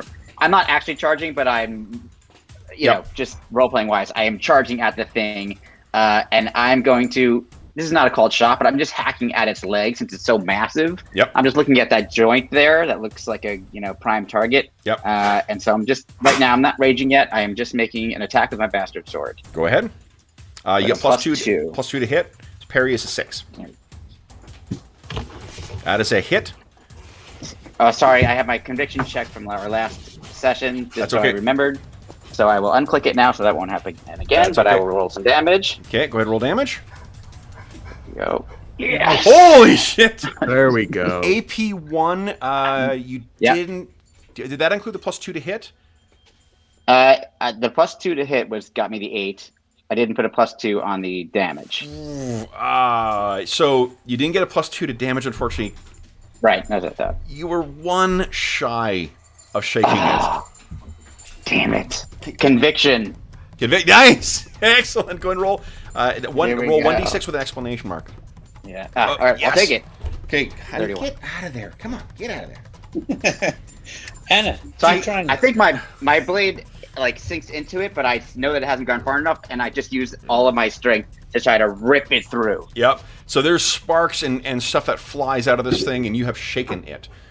Sweet. Next is Clockwork. What are you doing? Seeing people trying to do cool shots, he's going to run to the point. So he does have those glowing eye things, does it? Yes, he does. Yeah. Right. Well, he's going to power up his star knife, and then he's going to try and do an aimed shot at the eyes. Okay. So the eyes would be a -8 to your yeah. However, because of its size, it goes down to a -6. Why not hit? We'll try it. See what happens. That's what bennies are for. Cool. Yep. Yep. So this is 3-point powered up. Let me just take the pat. Well, I'll do the powers after the this hit. Right. So star knife thrown, and that was at -6. -6, please. Yeah. go. You want to spend a Benny reroll? I will. Nice. Come on, exploding dice. I should have. So -6. Oh, shit! Wow. Oh, right. So he's just at the point of throwing it, and then he Nope. trips or something. Would you kindly roll damage? Trouble. We have Well, someone no, who is wait, up and he on hits top me. of that. Go ahead and roll damage. Oh, sorry. Oh man. Oh my god. Oh, Sorry. geez. That should actually be +4 on top of that because I forgot the powered up weapon part of it. So that is 28 points of damage. Shit. So, Raph, you're currently soaking 4 wounds here. Wow. Oh, That's an interesting Yeah, way to so end the like a- campaign. Yeah. sorry. Raph's like, You know, I'll we help won this. that battle though before. That was fun. The battle. Holy was, shit. Ugh. So, Raph, give us a vigor. So, I'm assuming you're spending a Benny to try and soak these. Yeah, I mean, otherwise I'm just really you're gonna- dead. Well, you also got the fall from 3 stories up. All right, Hey. so it's 3 wounds, and oh shit, you don't have any bennies left. So it's 3 wounds, and you are shaken right now. I was like, who the shit's throwing a glaive at me? All right. Ambrosius. This is why Ambrosius has his held action. Yeah. All right. So then, did you want to try and take an action here, Ambrosius? Yes. So what is the range of Ambrosius to really Raph? So right now you haven't closed whatsoever. So you are 12 inches away, and then this thing is 3 stories tall. So That Kate is Pythagorean also theorem. injured. once again, our good friend Pythagoras is saying, "Fuck you, games." Right. Once in a while in gaming, he comes out Yep. strong. Yeah. So Um, let's just for ease of reference, I'm assuming it's about 18 right now. Gotcha. Okay. Well. Kate is also injured. Oh yeah, Kate's also at 3 wounds. Ooh boy. Okay. Let's see. They're both at 3 wounds. Yes. Yep. And Kate's in. Where's Kate? Kate's got a blazing sword as she's running into. She's almost at this thing next to. Yeah, it. I'm So- 2 away. so- I'm going to go attack it. whether So I'm Kate's wounded in or not. range. Sounds like Kate's within 12 of. Yes, definitely. So, all right. Well, we'll start there. Ambrosius, surveys around looking for blood and gore on his comrades and cries out for Bry. So you can at picture the- like this is also in darkness too, right? Like imagine a minigun firing off on this charging dwarf with this giant fire wreathed sword, and she's getting hit by it as she's going in. Yeah. So Ambrosius hurls with his holy censure. What's it called again? I always forget what it's Censor. called. Censor. Yeah. And here we go. Healing. Come on, big heels. Big heals. Okay. Hey. Raised. That's 2 wounds. Here we go. Fantastic. So Kate, once again, you feel invigorated. Yeah. As She's Kate's gonna sitting on 3 charge wounds in. and 2 fatigue and propped up with magic. It's amazing. I know. Well, the wounds go away, though, right? That's They not do, yes, temporary. absolutely, The relief yep. will go away, but Yep. Yes. well, she's going to charge it, Wild Strike, Frenzy, Yep. and I guess so. Wild Strike gives me a +2, right? Wild Strike is +2 to hit, +2 to damage. Yep. And it has a plus. I have a +2 because of its size. Right. +2 because of which? Because of Size? size. Yes. Yep. So what if I go for the? I can't go for the knee joint because it's probably too high. What about the ankle joint? There's not really a call shot to be made on the ground. Oh, okay. Yeah, it's true. That's sort of the most armored bits. So the Just toughness is going to be attack it. quite high. However, you would get what you could do is 3 strikes because of the size. You could do 3 hits with Wild Strike and get +2 to damage on each of these, and the bonuses would all offset. You'd just be rolling normally Okay. against a parry of 6. Okay. What do you think? Yeah, I mean, so that's +2. Because it'd be +2 from the Wild Strike, +2 from the size, and then Yeah. 3 attacks is -4, so that just offsets those. Does that make sense? Yeah. Okay, so you make I have 1 wound, but there'll be a -1 on all these. yeah, so you'll be attacks. rolling against I guess a 7 in total is what your target number is. Okay. Okay, here we go. So 3 strikes. Yeah. First up, Well, so how does the frenzy work there with that? Oh, and, hold on. You get a gang up bonus because you and Zenobia are both in melee with it. So it's a 6 you're rolling against. Okay, well. And frenzy, you get to roll an extra dice on that first attack. Okay, so the first attack. Okay, that's not going to hit. Re-roll. We'll use the skill dice from this one. Yep. All right. Yeah. So that doesn't hit. Now, what you could do is spend a Benny to re-roll that whole batch, if you like. Yeah, I'll do that because that's a 2 attack, right? Yep, that's right. Attack. So go ahead and click on re-roll. This one we're taking the wild dice and the D10.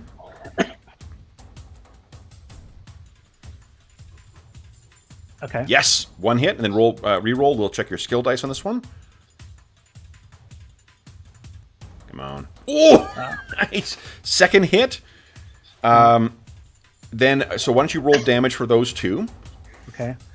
So no raises, right? Just regular No raises, damage. but +4 from your smite, isn't it? Or +2 from your smite? +2, but then +2 more. Yes, so +4 total from the wild strike. Yeah. Oh! Yes! 1 wound! Holy Okay. smokes. Hold on, your AP3, though. You know what? AP3. Yeah. 2 wounds on this thing from that. Nice. Yeah! Hammer this thing. There's an explosion that kind of ricochets up or carries up on the rest of this thing's leg. Yep. Second attack? Or 3? So, yeah, damage from the second attack. so I'll roll damage from the second attack. Okay. Yep. And +4 also. +4 as well. Yep. 24 is, with an AP3 is so close, but not quite good enough. And then I have 2 more attacks now. Yes, you do. Go ahead. Conviction, Carl? Oh, do you have conviction? Oh, no, I use my conviction Okay. at the end. No, we will conviction down, I think, with Destiny. Okay. It's a miss. Miss for the second one and third one. Yeah, I'll save my Benny for like a damage if I hit. Right. So, Okay. Oh, man. Oh, I rolled a 1 and a... Yeah. That wasn't great. You want to spend a Benny re-roll? Yeah. Go ahead. There we go. Hit with a raise. Nice. Go ahead and roll Okay. damage +4. Big money. +4. Got everything in. Oh, my God. Oh, shit. That was awful.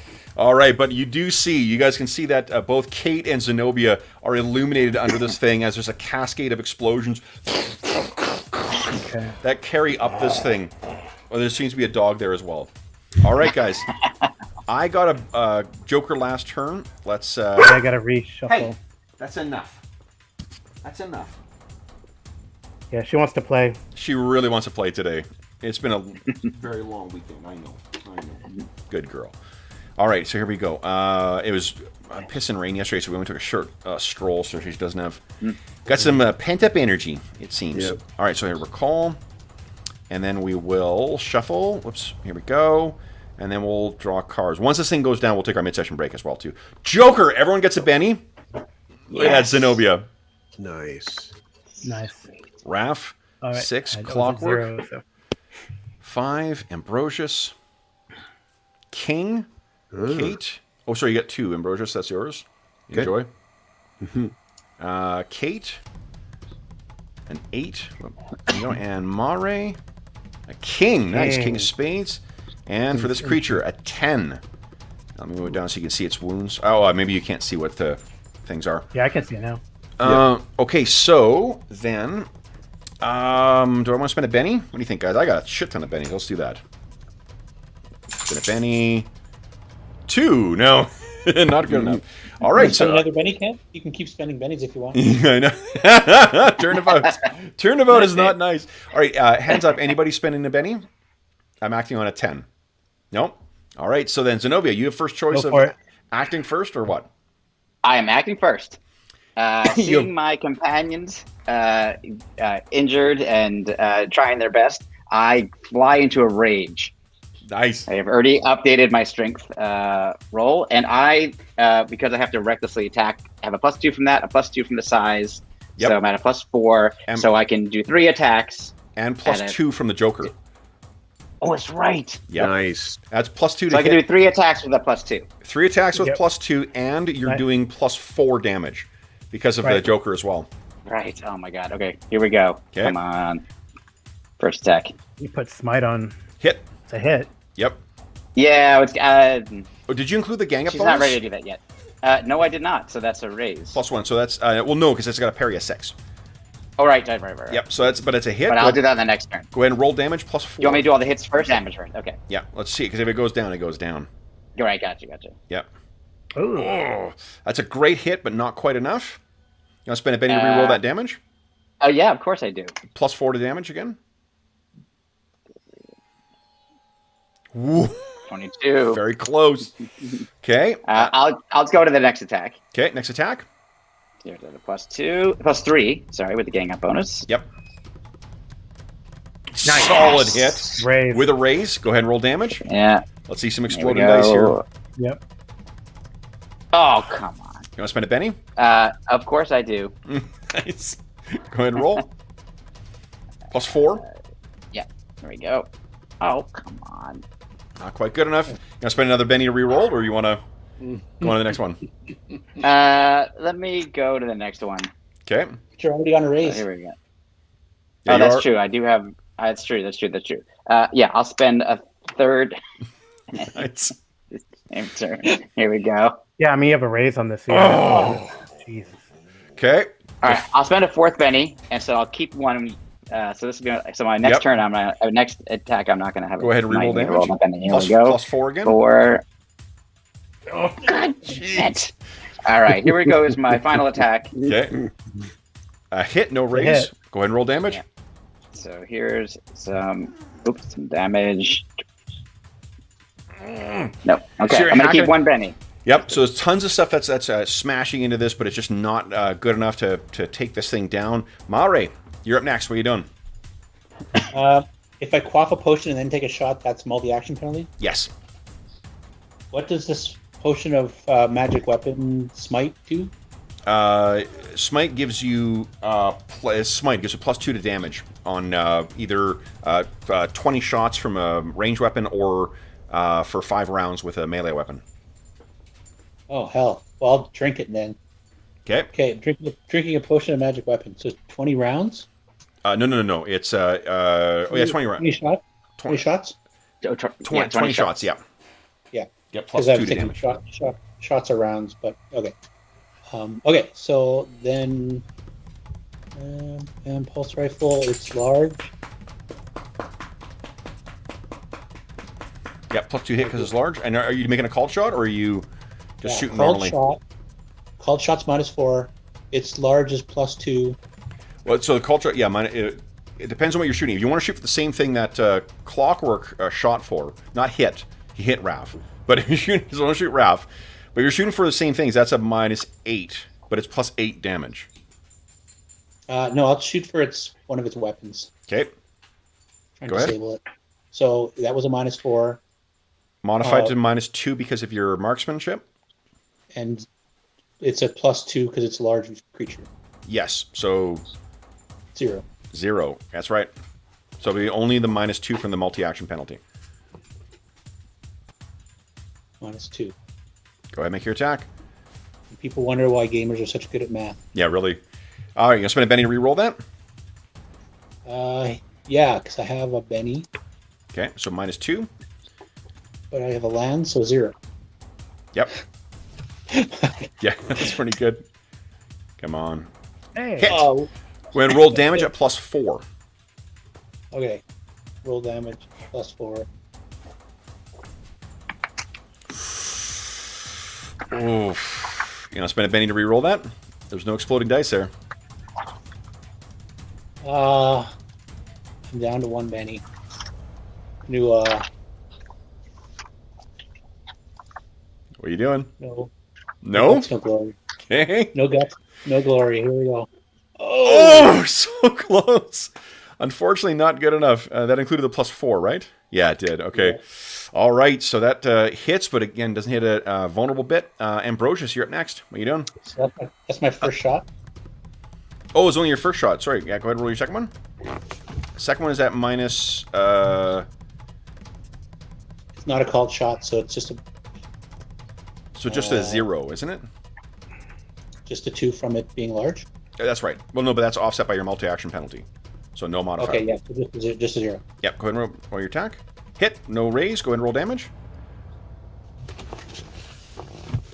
Nope. Okay.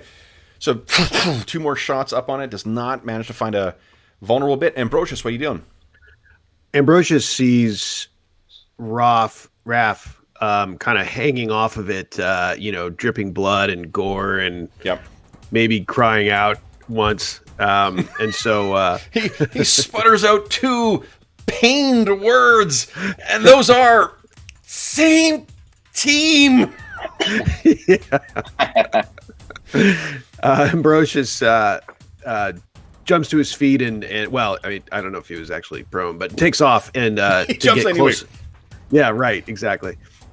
Which should be enough for my pace to get within range of to fling a heal at Raph. Okay, go ahead. Okay. Bry! For Bry. But how does Bry feel about you killing robots? I don't know. You want to check that doctrine. That is a fail. You want to spend a Benny and re-roll? I do. Okay. Right. +2 from your... Elon. Yeah. There we go. Nice. Oh, the raise too. 2 wounds healed. Ah, that feels very nice. Bry! All right, then it is this thing's turn. All right. So, first I need to unshake. You guys have so meanly broken my lovely robot. I have to spend a Benny to re-roll, because I'm a dummy and should have spent a Benny and unshaken in the first place. Fucking dice! What are you turning to me for? One! Come on! We want to have one more round of this giant robot. Anyone who doubts the authenticity of my dice rolls should really watch this episode. Fucking Christ! I cannot roll higher than a 3! I'm still shaking. Wow. I can't take an action this round. It's like our damage. Yes, wow. Seriously. Wow. All right. Although this is a wild card. Well, no, I'm not going to use any more dice. So then it is Kate Firemane's turn. What are you doing, Kate? Kate is gonna. I guess I'll do the same thing that I did. So I think it's how do we calculate it? Since we have a gang up bonus. So you had a gang up bonus of so you're wild striking. And +3. Large, plus 1 more. 5. So it'll be an attack at -1 against a parry of 6. Okay. No, but gang up. We got gang up already, right? You already got gang up. That includes gang up. Yeah. Oh no, plus size. Sorry. You can make 3 attacks at +1. Okay. So first attack here. Come on. And with your frenzy, roll again. That's a hit with a raise. Do you want to roll damage on that one, or do you want to roll your other attack? See what your skill dice is, because that other one is a miss. Why don't we hit re-roll one more time? Let's see what the frenzy dice comes up as. Yeah. Awesome. Okay, so that's a 1 hit. 1 hit with a raise, 1 hit without. Do you want to roll damage first? Yeah, I'll roll damage. Okay, with a raise +4 damage. +4. Oh, come on. Not quite good. Are you going to spend a Benny to re-roll? Yeah, I'm going to spend my Benny to re-roll that. Okay. Because it's a raise. Yep. 22. Oh. AP3. Yeah, you had 22. AP3 is so close. Yeah. But not quite enough. Go ahead and roll damage again. This is no raise. No raise on this one. Yep, and you got 2 more strikes. Kev, I didn't add the +2 to the smite to my 23 damage. Just I don't know if that makes a difference. 25. No, that's still not good enough, unfortunately. Yeah. I thought it was 29 or something. Okay. I'm going to remind myself. I have 2 more attacks. But yep. Go ahead. The Sky Metal Sword. I'm just reminding me. That AP. I'm just reminding myself I have no bennies. So. Okay. So 2 more attacks. Go ahead. Yeah. Next one. Not quite good enough. And roll again. That's a missed. And roll the last attack. Come on. That's a hit. Go ahead and roll damage. Come on. Man, we're just rolling a lot of 1s on that. Yeah. Tell me about it. My 6 bennies ago. Raph, you're rolling a 1 on a D10. That's awful. Yeah. So I will attempt to unshake. Yep. Unshake. Come on. No. Now spend Ben your reroll. I'm worried I'm gonna have to spend that Benny to stay alive. Okay, so hey, tell me what it's being stuck with Unshaken. It's going around. Yeah. Okay, then it is Clockwork's turn. How easy would it be for me to pick up the star knife that dropped? Yeah, it's going to be somewhere either like lost in this Other thing side, right now. Yeah. Okay. Or You embedded mean the in one wrap- sticking out of my back?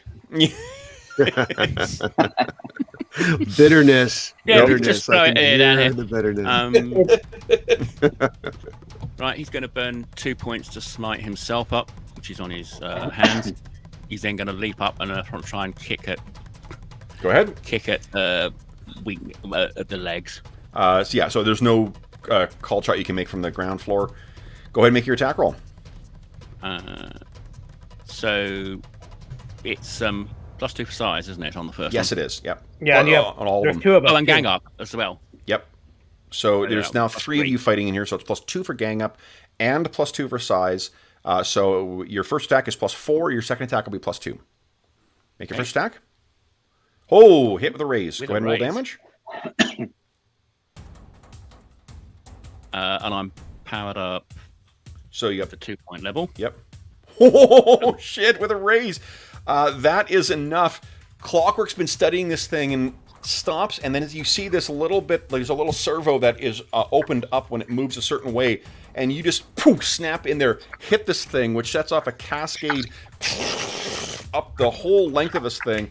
Raph, I need you to give us an agility check, please, because this thing is falling over. Can I do that if I'm shaken? Yep. You can take free actions, and you can move when you're shaken. Okay. Yep. Agility, you said? We'll try to catch him please. with that sword. No Try to penalty, catch him just with agility. Yeah. Yay! Easy with a raise. So, Raph, what does it Nice. look like as you spring off this thing and then land with? I think he kind of just runs down it as it's falling over. Yep, love it. Yep. Nice. Awesome. Well, All right. yeah, Legolas type slide down, is it? Yeah. Yeah. Yeah. All right. So you look at weird and CG'd for the duration of falling down. Yeah, totally. What is that like? What's wrong with Raph's face? Well, whatever. So then you land Raph, and everybody gets a Benny. Nice. Okay. Apart from that, you guys do get a good night's sleep. So everyone's going to recover your power points. Everyone who has fatigue can reduce it by 1. And then we'll take our mid-session break, guys. And we get a Benny on the mid-session break. What about We'll have to see when you get back. I'm going to talk to Anna about it, see how she feels. She's the ultimate arbiter, but you know what? She's a killer guess we're- DM. Mare just pandering now. Just pandering at this point. All right, all of your spells. That's Dave, actually. Any Dave. powers you guys have active will obviously end, but we will be back momentarily, guys. And then we'll see what happens next. Cool.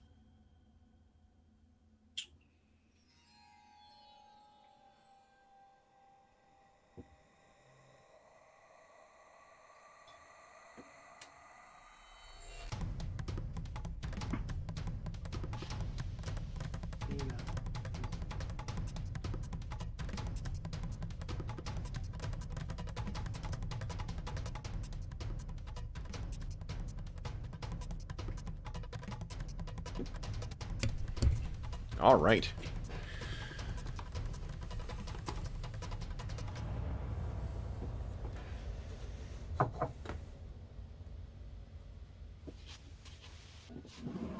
Okay, hi guys. I will say everyone in chat here. Brian, good morning. Jeffrey, what's going on? Wayne, hello, hello. Nice. All right. Okay. So. Kate's up to 1, Benny. Roger's still sitting on 4. Holy smokes.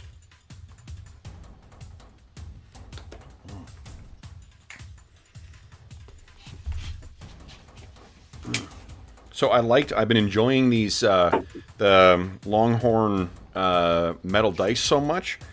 I found that Noble Knight had extra copies of them. The tray that I've got here, the Deadlands tray, holds 4 dice sets. So I've picked up 3 more. So I'm going to have a full complement of 4 metal dice sets for my future Savage Worlds games. Okay. So then, let's see here. Raph, how many, what do you call it? How many wounds you've left? You still got 1 left, right? Well, I could have healed that. Yeah, we both have. Yeah, you both Right? do. So, we heal it overnight? That's good. well, no. You don't heal overnight. But what Raph could do, Raph actually is a cleric as well. Right, like that's what I'm saying. Like that's why I was going to ask about that. Yeah, you want to spec? Just go ahead and roll your healing. We can do that while we're waiting for folks to get back. Yep. So you heal yourself, remove your wound, and then if you want to heal Kate as well too, just go ahead and roll that. Yeah. Might as well. Okay. Oh yeah. Yep. 2 wounds. There you go. And temporary wound. No. Yep. And you guys will recover your what do you call it? Fatigue. Yeah. Your points as you get back. Okay. All right. And also, Kev, we're playing till 4 o'clock, right? Your time. Yes. Yep. Yeah. Okay. So that's like, wait. An hour and 10 minutes. Hour and 10 minutes. Yeah. I have a hard stop at 4, but maybe even a little earlier because we have people coming over. Oh, sure. Yeah, that's okay. If stuff comes up, Carl, that's fine. Yeah, I guess I thought it was till 3, but normally is. Just for the marathon, we added in an extra hour. Okay. Okay. Should be okay. I did everything I needed to do Nice. Before. Like, what do you mean? It's normally till 5 minutes from now? Yeah, normally we end in 10 minutes, like 9 minutes. Oh, okay. Yeah. Yeah. So we need the extra hour just for the marathon. All right. So everybody is back here. I have checked with my co-DM, Anna Banana, and Anna says, yes, everyone gets a Benny.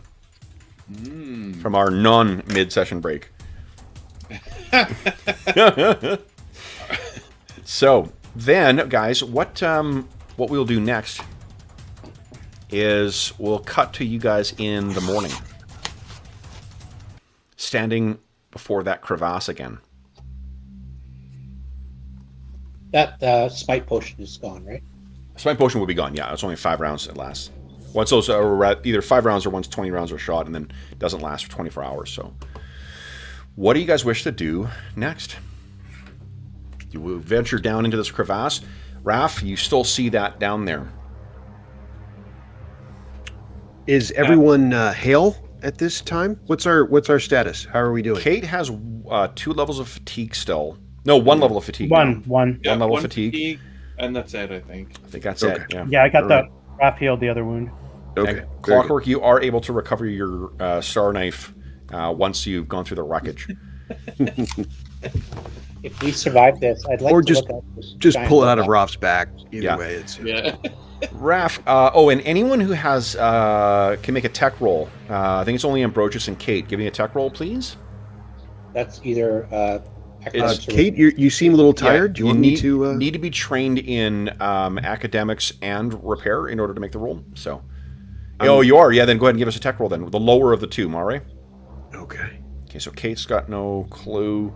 Mare got a success, but I'm not sure it's going to be good enough. Let's see, Ambrosius. Okay. 5. Okay, No. so I'll re-roll with the land. sure, go ahead. Oh, damn. So what you guys can tell the I will also reroll. Dylan, sure. Burning through veins. Easy come, easy go. Yeah. She's intrigued by this robot thing. Okay.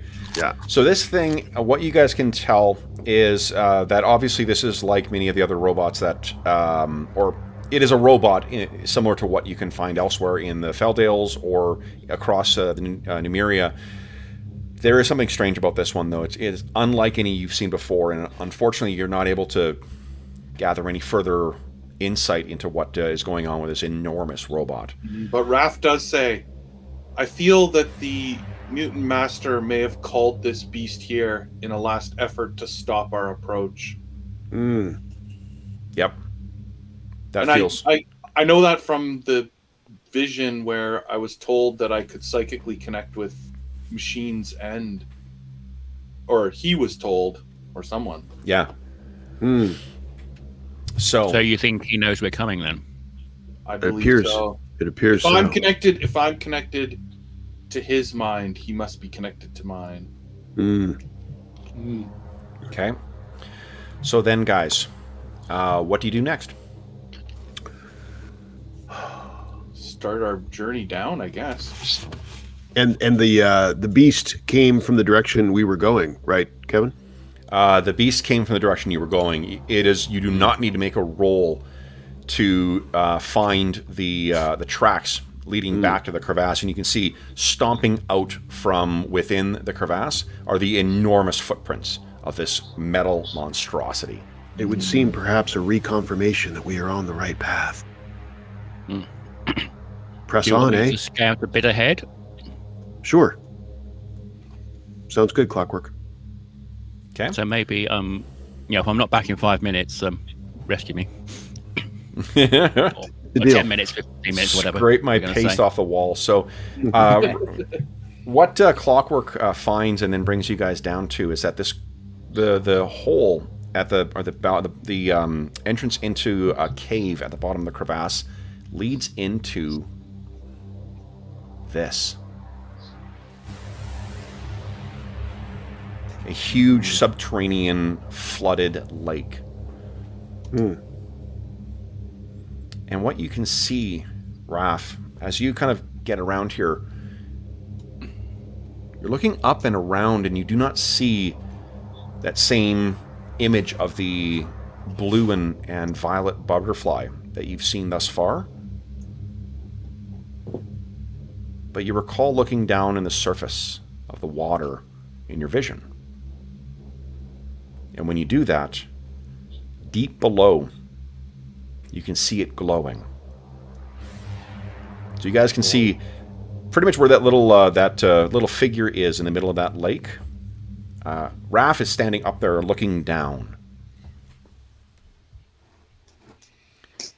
I'm not sure what it means, but I see our path forward is somehow below the lake. Mare, you can see right along here, leading down to the water, those massive footprints from the metal colossus, or the iron colossus, I suppose, leads up and then out of this cavern. The robot appeared to have come from the lake as well. Right there, you can see its footprints. I guess we're getting wet again. Yes, I prefer to skip that part, but I guess we're stuck with it. Okay. So what are you guys doing? Well, Clockwork's going to get out the bladder that he bought before we went to... Yeah, that doesn't exist. The water wings? Yeah. Oh no, air bladder is the thing. No, you did not tell me whether you're going to try and buy it, and I would have told you that's not in the supplies at Torch. Oh, right, okay. So, Can we tell how easy deep it solution there, bud. Oh, what? So the snorkel's out as well, then? You're damn right. The snorkel's out. Give me a Benny. Come on. You lose one for that. Can we tell how deep it is, Kevin? It looks to be at least like 30, 40 feet deep in the deepest part. I jump in. Zenobia plunges in. Now, the thing is, to be clear, Raph is the only one who sees that glowing down there. I'm reacting to the footprints that Mari just pointed out. Awesome. Why don't you give us an athletics check, please? Let's see if you can hold your breath long. It's going to be very easy to follow the stuff along the ground here. Raph will also pick up a rock. Benny.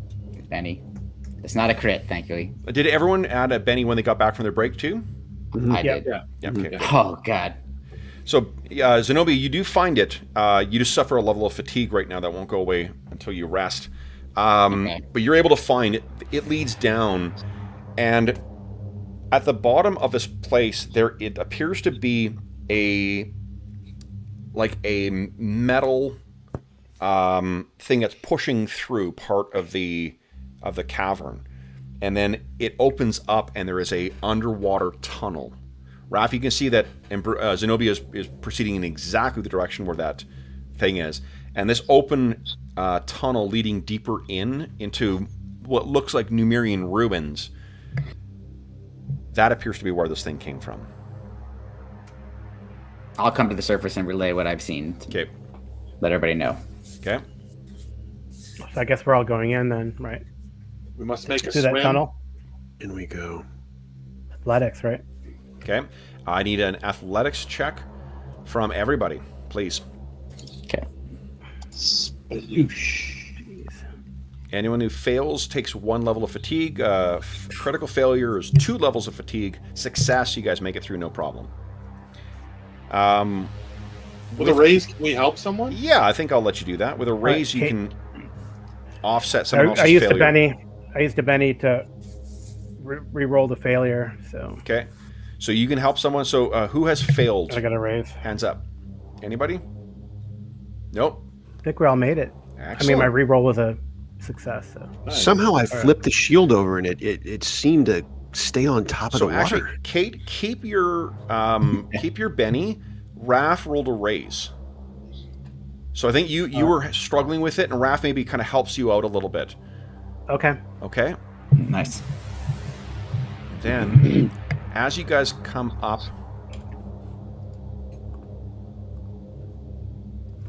let me show you what you see.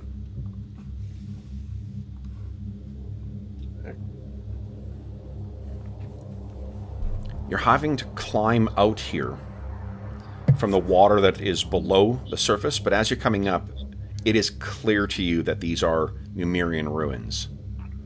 Some vast structure. And then there's a rift in the side of this that leads out into a cavern full of bizarre and alien-looking trees. And Zenobia, that tinnitus buzzing that you've heard for a very, very long time, as soon as you clamber out of the water, what you find is... Oh, one other thing you guys pass too. As you're passing underwater, that metal colossus was one of 3 standing in a hold down below. 3 of them have not been deployed yet. Wow. Submerged in the surface below. As soon as you come out, Zenobia, what you hear is clearly, "Help me, help me, help me, help me, help me." So, like, none of the static, nothing is clear as a bell. Yep. Okay, so I kind of go like this for a second, and then turn around to whoever is emerging. It's coming through the trees.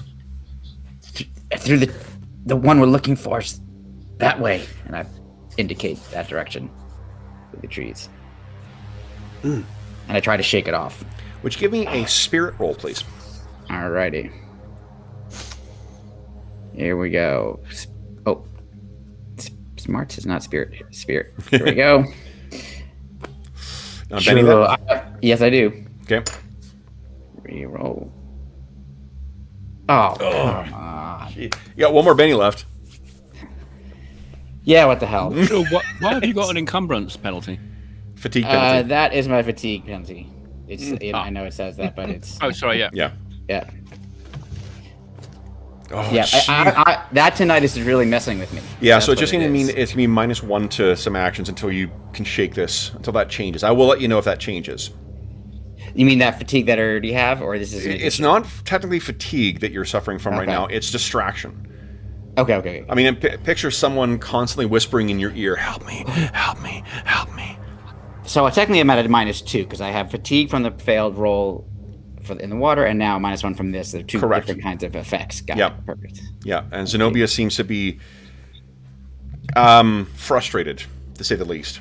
Is that all right? Yeah. Oh yeah. Like I mean, Okay. like I'm angry. Ambrosius tries to peel himself away from the Numeria distraction of his own, of a more minor sense, as his eyes get wide and a little bit eager, thinking, "Oh, what could be in there?"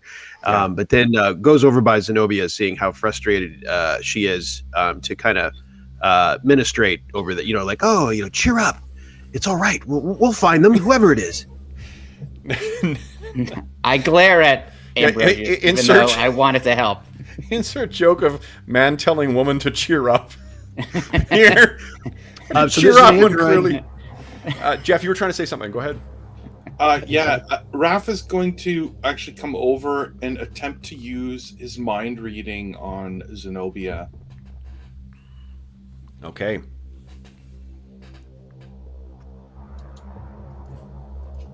Oh. Fantastic. So, what does it look like as you go over and try and... are you using it from a distance, or are you like walking over and kind of... No, he's like coming right over, and probably not the way he normally uses it, and looking into her face and almost picturing the matched face from his visions. Okay. Like, so he's trying to sort of connect the vision with what's going on. So you watch over, and I'm sorry, did you say you're touching her, or you're... Yeah, like actually touching her. Okay. Unless she's like pulling away. So Raph, what do you see as...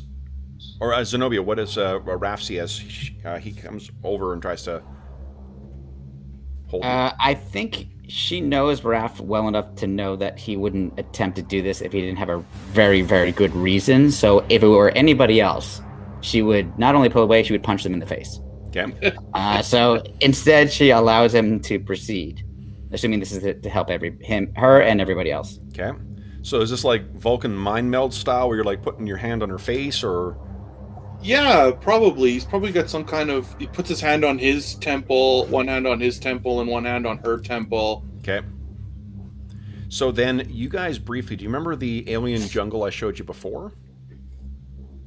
Yeah, I do. I don't know if George was here. Oh, George, yet. I was not here, but Let me sounds show cool you. though. It sounds wonderful. What happens is... There we go. As you touch the... What do you call it? The face. You are transported to a psychic landscape. And honestly, this is what you see through that opening in the wall, what everyone else does. But here, standing next to you, with the two of you, is this. And he looks at both of you, and you can recognize the voice as soon as he speaks, Zenobia. You're here. You must hurry. They're recovering. They must find me. Kill me. If he awakens again, then... And you can hear once again that horrible sound of that creaking, and there's that massive metal moving, and that staggering monolith. Who? She's trying to process all this. From the far and the end, place. and this stands likewise too, about 4 stories tall, from the far end of the cavern. Hits, and you remember the vision I was describing to you before, Zenobia, with the black circle, the red glowing thing and the strange crab-like appendages around it. Yeah. That stands atop this thing about the size of a small cabin. That gun on it is about the size of an artillery piece, and it is at the far end of it. And the traveler turns to you and says, "Hurry! Find the tree!" And I you turn guys... to him. I just want to say, continue to fight. We're on our way. We will help you. No. So what's going to happen now, guys, is Raph, you can sputter out instructions, but we're having two separate things happening right now. Somewhere in that jungle, there is a tree. Raph, what do you describe it like? I guess it looks old and almost infested with mechanical life and organic life, and there is a man's torso or head growing from it. Okay. I'm And assuming it's the visitor or whatever that other thing was called, not the traveler, but that. yeah.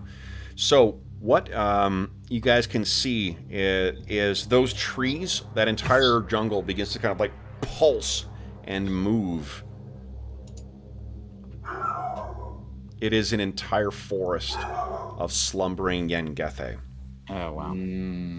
So, and you can see there's a pained look. Neither Zenobia nor Raph are moving right now. The rest of you, Ambrosius, you're the one who's standing closest to Raph. Raph, what do you say? So Sorry, what you can feel is, so long as you stay in this psychic landscape and remain free of the monolith, the Yengethe will not fully awaken. They will only lash out. If you leave here and this thing catches him, they will awaken and you will deal with hundreds of Yengethe. And we will end the Musers Marathon in a very down note. Flee. But we'll have an ongoing campaign of survival in. You guys are all playing Yengethe slaves now, so enjoy that. So here's what's going to happen is we're going to do two parallel things. If you were to choose to stay in here, you are going to have to deal with the monolith and try and keep the traveler safe. So long as the traveler is not defeated and captured, the others will have time to try and find this tree. Okay. So, those who are looking for the tree, this is going to be very much like the battle. We're going to do a dramatic task. Every round, you're going to have to make an agility check to try and avoid these slumbering and waking Yengethe. On a failure, you will take a wound. So, guys. So we have some people that are going to stay and defend against the monolith. So the monolith, only right now, Zenobia and Raph are in, like, this is a sort of, all you're seeing is them standing there with pained looks on their face as Raph is choking out words, but they are locked in some kind of psychic connection. Okay. So is Raph telling us find the tree? Yeah, he said find the tree, yeah. Find the tree. Okay. All right. So there are, let's see here. And we're having to pick our way between these trees carefully, right? That's what you're... Correct, yeah. All right. So then... I think Ambrosius is going to lay down his big tower shield next to Raph and Zenobia. Yeah. It's clumsy. It's a clumsy shield. So he's laying it down for this task. Excellent. And you can effectively hear the... you can hear these things. You know that the trilling sound that you guys heard when you were injuring them before? When you first fought the first gallows tree? Mm-hmm. You're hearing these things in your mind. Because remember, these are psychic hunters. So, I'm going to put it below. I have a bar that you guys hopefully will all see now. on the Yangethe that will mark your progress through this. And then we will also deal with you guys and the monolith. The monolith you're not really concerned with. Each failure that you guys get will inflict a wound on him. Okay. Okay? When he takes 3, he will have been captured. Actually, let's give you 4, because this is going to be tough. Alright, so, guys. Bottom overlapping, I'll make sure everyone can see their things. There we go. See. Alright. Then, let's draw some cards. Let me move these tokens down just a scooch here. There we are. Zenobia. 6. Raph. King. Clockwork. 7. Ambrosius. It's 2, a king. Or a jack. Kate. 4, Mare. A 9. The monolith, a 4. I'm going to spend... Oh, I get new... Yeah, actually, there we are. Same amount here. I'm going to spend a Benny to get a new card. Oh, man. You can That's hear the insane. entire thing shudders as the monolith is going to try and act now. In this landscape, you guys can see that massive artillery piece come down, and it opens fire.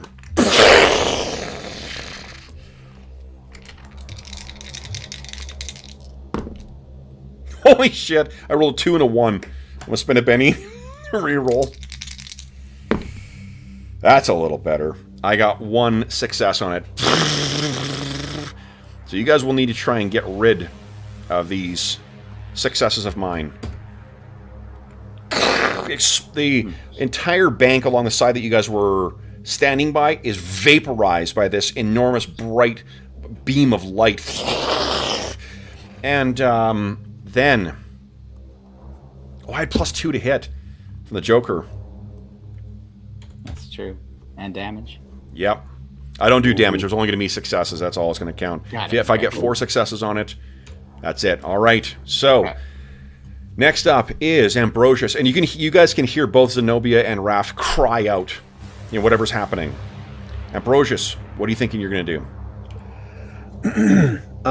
Is there a chance to use a cult to try to use my knowledge of their ways? Yeah. You've been listening to what Raph has talked about these things, and you've seen them up close and personal for 14 hours of war. Mm-hmm. Go ahead and give us an occult roll, then you can fill in the narration. Okay, 5. So that's 1 success. What do you tell everyone? Let's recall how they behaved. We've seen these many times before. They're not random. They're not arbitrary. They act in patterns. You know as well, too, from what Raph had said, these things are psychic vampires, too. You want everyone to mind their emotions. Now yes. give us an agility check, please. Be like androids. Let's see. Agility check. And then next up will be Raph. Success, you're good. Nice. Raph, what are you doing? What do we see? So, Raph turns to Zenobia and says, this is your destiny. It always has been. Right. And he will turn and maybe he'll attempt to pick up the stranger and run with him. Sure. Away from the monolith. Come! Go ahead and give us an athletics check, please. You're racing through this bizarre and totally foreign landscape. Ooh. Gonna spend a penny? Reroll that, yeah. Okay. Come on. Yes! The raise! Nice. Though the landscape is being vaporized, you have escaped. Or at least for now. Alright, next will be Mare. So we have to navigate through the Yengethe and real trees? Yeah, and you can't tell which are. You've never seen anything like these. They don't look like the Yengethe you've seen before. You can picture that same jungle that the guys are in the landscape. That's what you're moving through. An entire enclosed cavern, natural cavern, full of these bizarre alien trees. But you know from the way they're trilling and the way they're moving that these are Yengethe in disguise. Right. I think she's going to try and she should be like watching for like movement of that seems more natural, more tree-like. Yep. And like use that to like run in the direction of a real tree and avoid the Yengethe and try to find a path or a pattern somewhere through the forest. Yep. You're thinking survival? Yep. I'm 100% on board with that. Go ahead. Nice. Now, so what do we see as you're navigating, bringing the party through? Mindful of Ambrosius's instruction to remain calm. Yeah, I think, well, that's easy for me, but she straps the guns on her shoulder and she's like, this is time this isn't time for shooting. This is time for doing the other things we can do. And she's watching for the movement of roots and the wiggling of things, and she's stepping through and making her agility. Okay. Oh, Raph, I need from you a spirit roll too, please. Oh, sure. Sorry, I forgot to mention. Everyone is in peril here. Success. So there's a... Maintaining the connection with this thing is a threat to your mind. Yeah, of course. So, and then Mara, I need a agility check from you, please. Easy. You see one of them, you recognize quickly that it's not a natural thing. There's a whip crack as one of its limbs goes back, and you keep everyone from getting injured, including yourself. Next is Clockwork. What are you doing, Clockwork? Okay, I'm going to boost my agility. Okay. For 2 points. Yep. Well, actually, let me change the dice and we'll do the PowerPoints later. Why can I never find it when I want to?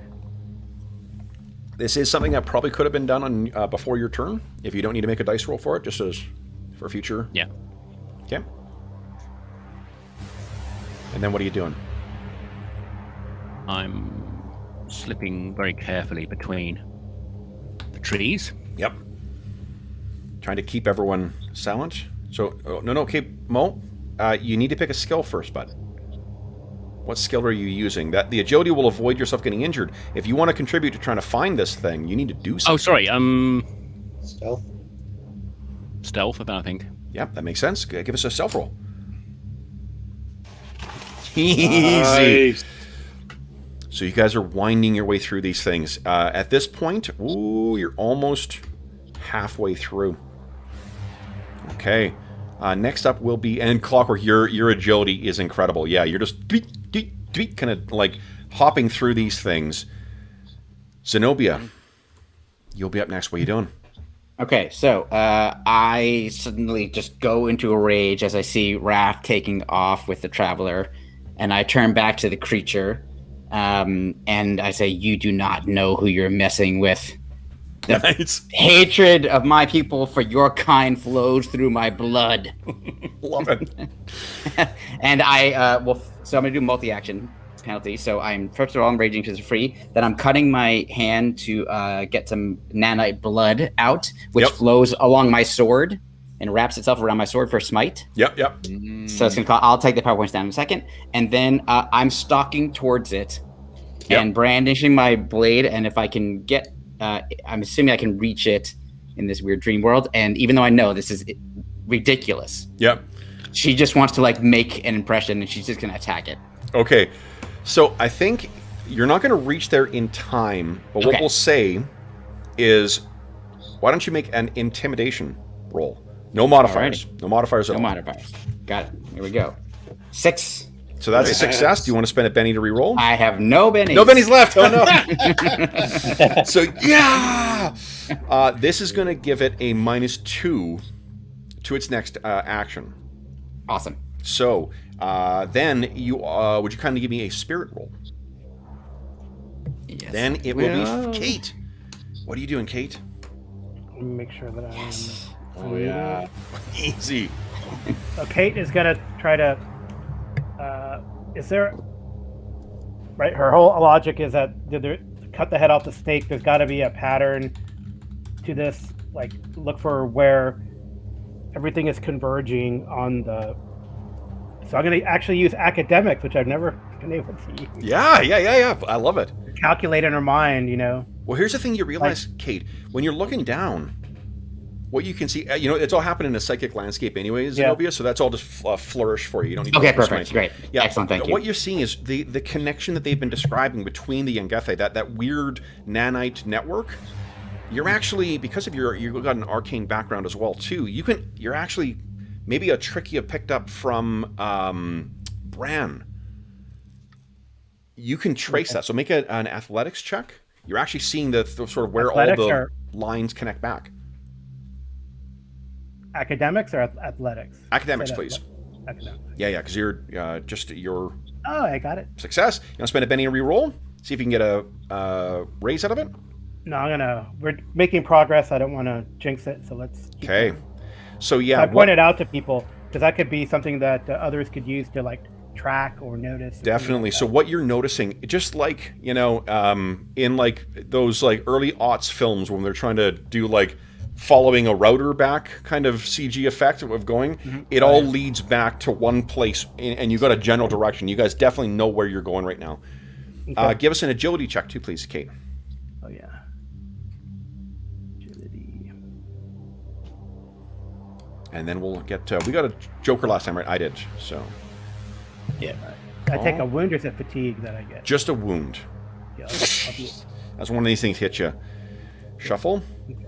And it doesn't awaken though, thankfully, because your Zenobia is charging towards this. It's trying to wake up, but she is preventing it. Cards.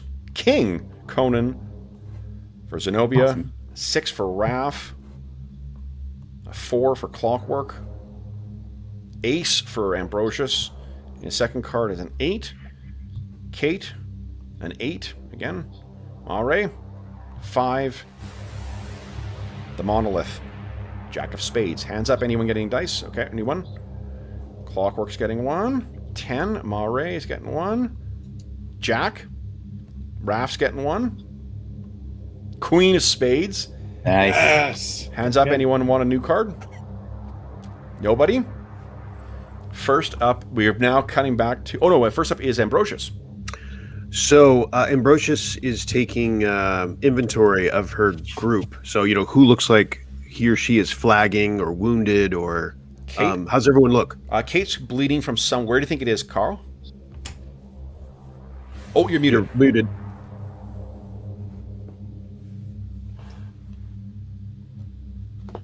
She probably is trying to follow the pattern, so it's probably like one of these things on a reflex. She maybe stepped on a root, and on the reflex it lashed out, like hit her across the head. Yeah, so she's bleeding from a wound to the side of her head, but blinking and still trying to follow this signal that she can sense. Yep. Let's see if Bri can help you with this, Kate, and fling some holy oil on of the dark robotic kind onto Kate. Yep. It'd be really more appropriate, like one of those old school oil things. Yeah. There you go. Nice. Yes, you are healed. Unfortunately, that is Ambrosius's action. You make no more progress towards it. I do need an agility check from you, though. All right. There we go. Agility coming up. There we go. And... Nope. Whoa. Just narrowly missed. Yep. Narrow. Next up will be Zenobia. So this thing, 4 stories tall above you. Its blazing eye. That thing in its right arm, that weird, like, hatchet Morningstar thing is beginning to glow. What are you doing? I continue to stalk towards it, and I do some mostly extraneous sword action, Conan style. Yeah, as the camera swoops around you. Exactly. Yeah. And then I don't know if I can actually even get close to it, I don't really care. I'm just trying to continue to sort of.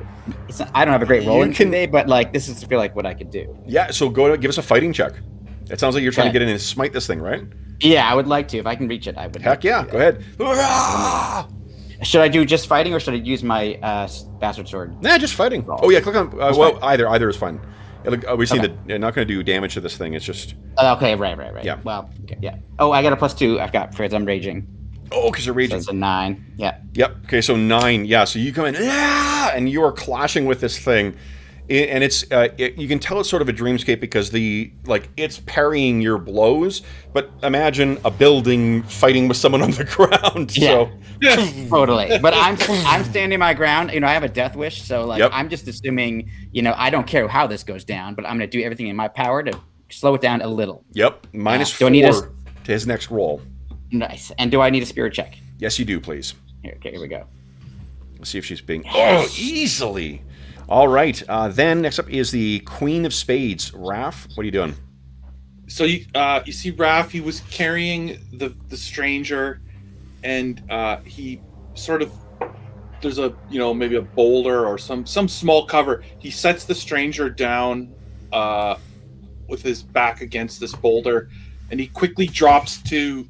sort of like a cross-legged lotus position, and he puts his hands on his knees, and he's going to use his empathy power and sort of push it out into the psychic network because he can feel that this entire psychic place is hostile to them. Yeah. And he's basically trying to sort of turn it to be a little more on their side and bring some of Phasma and, use the destiny of them to sort of have luck go their way, essentially, in this place, not just for the monolith. Absolutely. Give us a faith roll, please. That's amazing.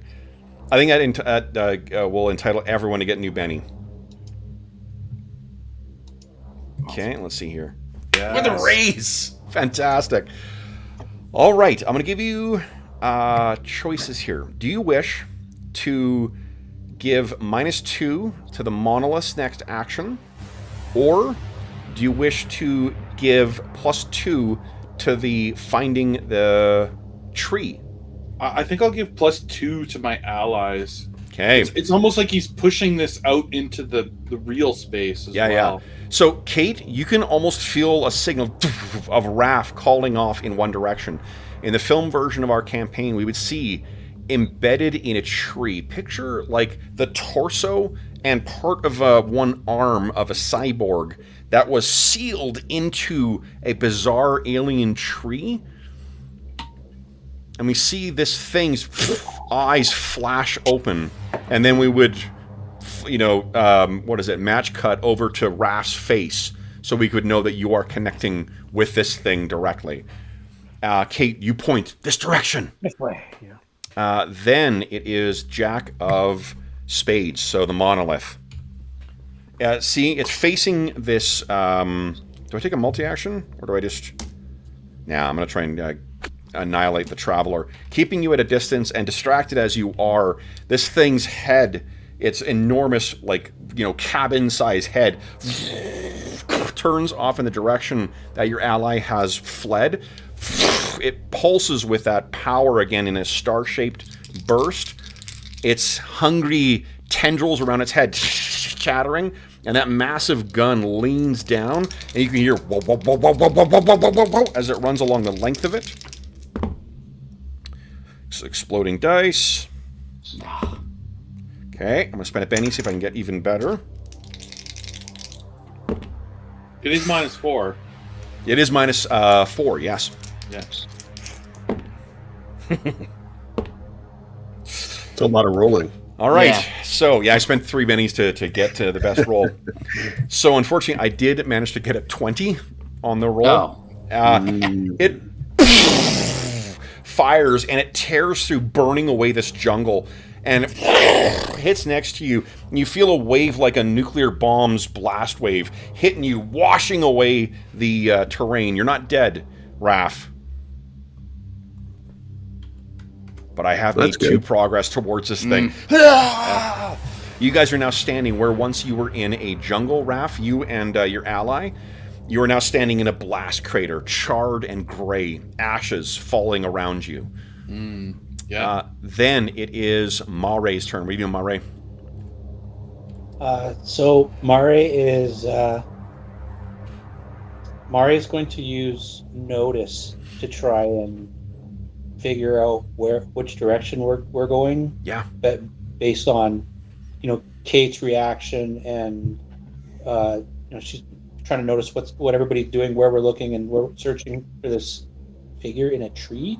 Doesn't make any sense to her, but she's trying to figure it out, and she'll use notice. Okay. Ooh.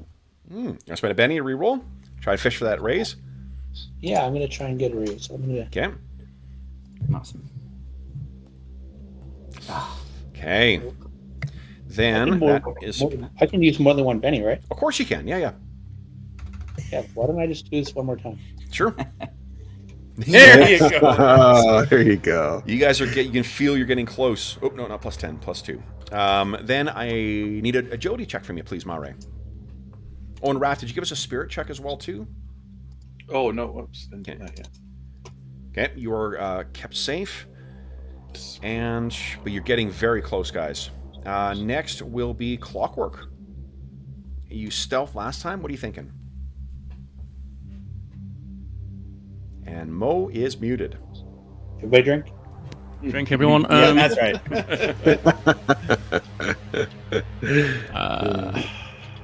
I think he's going to go for notice, but he will. If I speed myself up, would I? Mare has used notice already. Oh, so I can't use stealth again. Nope. You can't use stealth because you used it last time. You can't use notice this time because Mare's used notice. What are you thinking?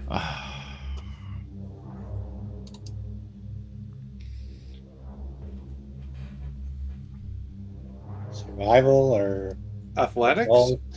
Athletics. What about trying to get some higher ground with your...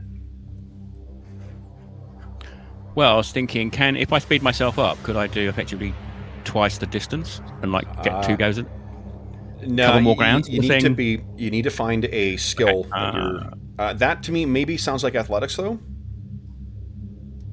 Like running hard. Yes. Yeah. So yeah, we'll do that then. Okay, go ahead. There you go. One more. You want to spend a Benny re-roll, fish for that raise?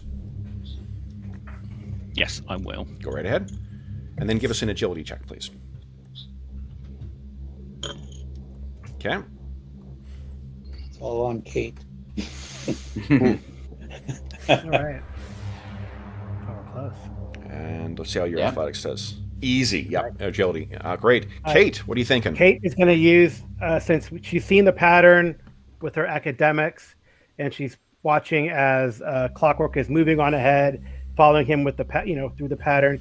She's going to use spell casting as a cantrip to set up candles to light the way.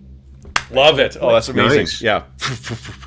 Good one. Yeah. Go ahead and give us a spell casting check. Okay, come on. Hey, Nice. I'm going to use a Benny. I got a success, but I'm going to re-roll to try to. Well, you know what? You got enough. This is the last Don't one you need it. need. You only needed a raise. You don't need to risk a fumble with it. So what you see... Oh, Kate, that was the last one? that's the last Yeah. one. Oh, nice. You make your way along, and what you see... I need my agility still. Yes, please. Yes, There you he's go. excited. Awesome. Yeah. All right, what you see, you guys walk up, and it's exactly as I just described. In that tree is this face. He seems to have been enveloped by this thing. And Kate, as you walk up, because I think you're the first one who gets here, its eyes, though blind and atrophied, snap towards your direction, and in a flash, this thing's mind, Harkesh fancied himself a powerful psychic. This is nothing compared to this being. You're hit by a wave of, first, awakening as something is reaching into your mind. You can feel that this thing, not only this being's powerful mind, before it was injured and transformed, it had a powerful psychic presence. But it's not through that this interloper arrived. the monolith arrived through its cybernetic link with technology. You can feel yourself drowning in the presence of this thing, dominated by its unnatural and artificial will. You can also picture the sounds of sirens and breaking and pain, and then sleep.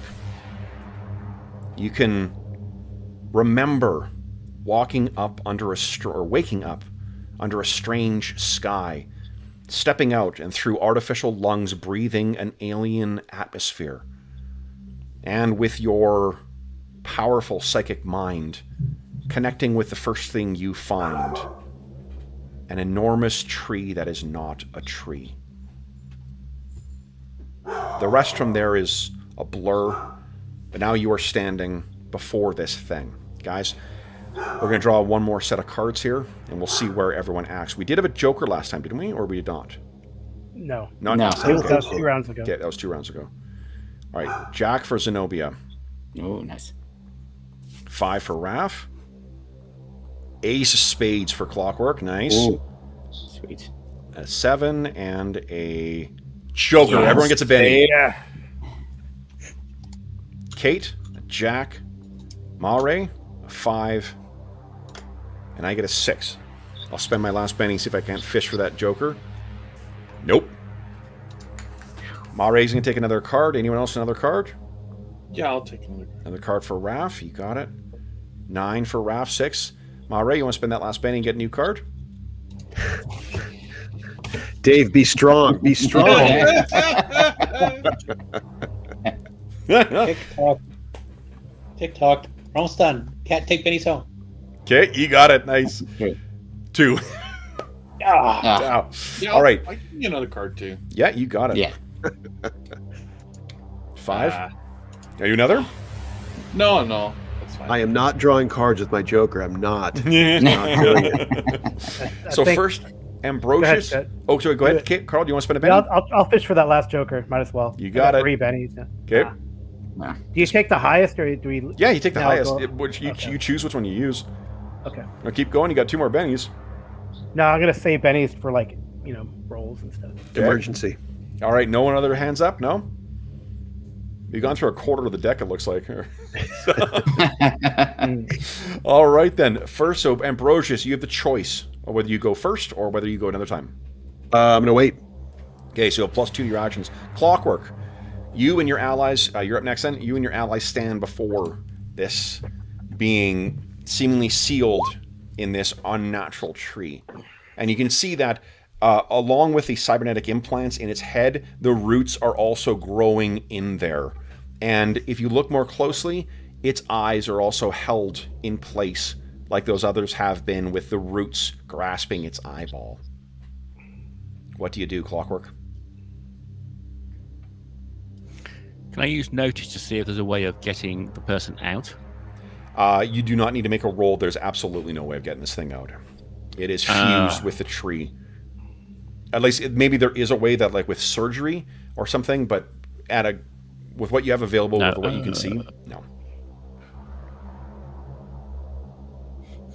Pick his pockets. No.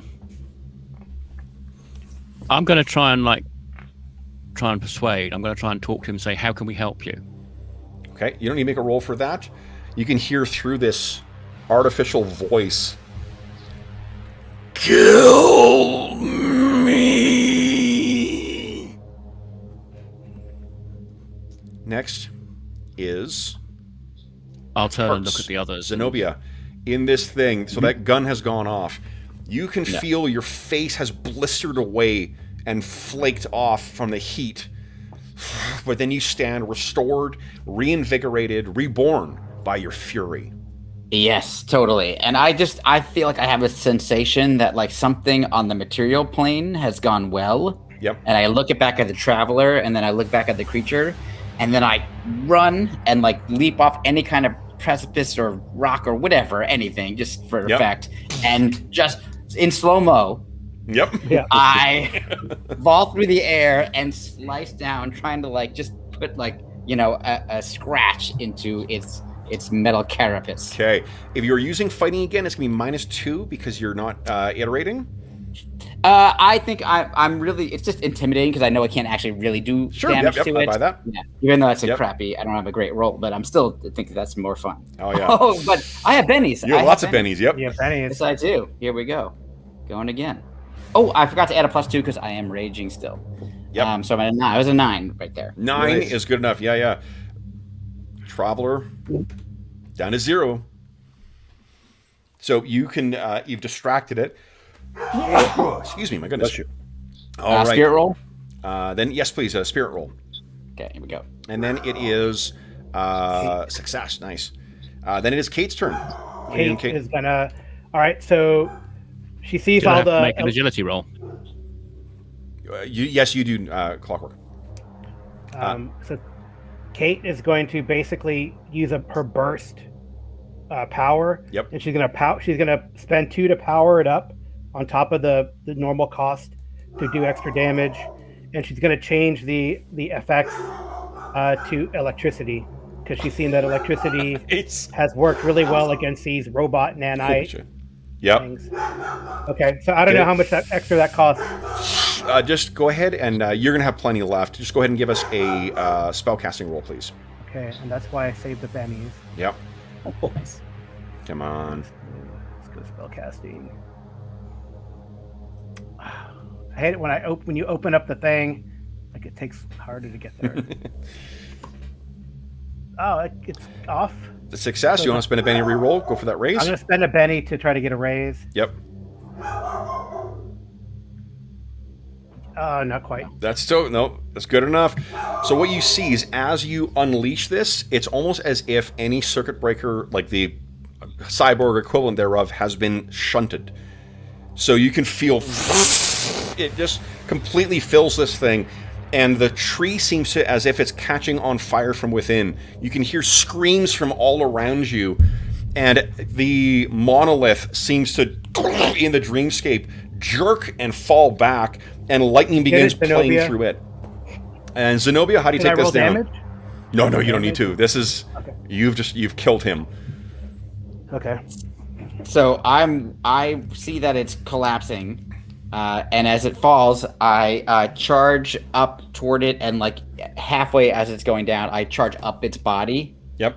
And like swing my bastard sword around, so I'm holding it two-handed with the point downward. Yep. And run up to that, glowing eye face, and just stab right in the center of it as it collapses. It hits and explodes out.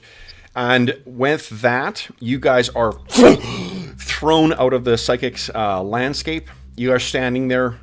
The last image you sort of see Raph, because you were the one who has been for a long... Actually, both of you guys would see this.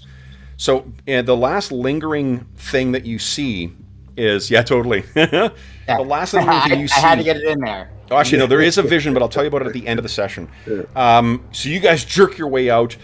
Those of you standing in the Gallows Grove with all these things now revealed as Yangathe, they are all writhing around as if suffering some kind of psychic stroke.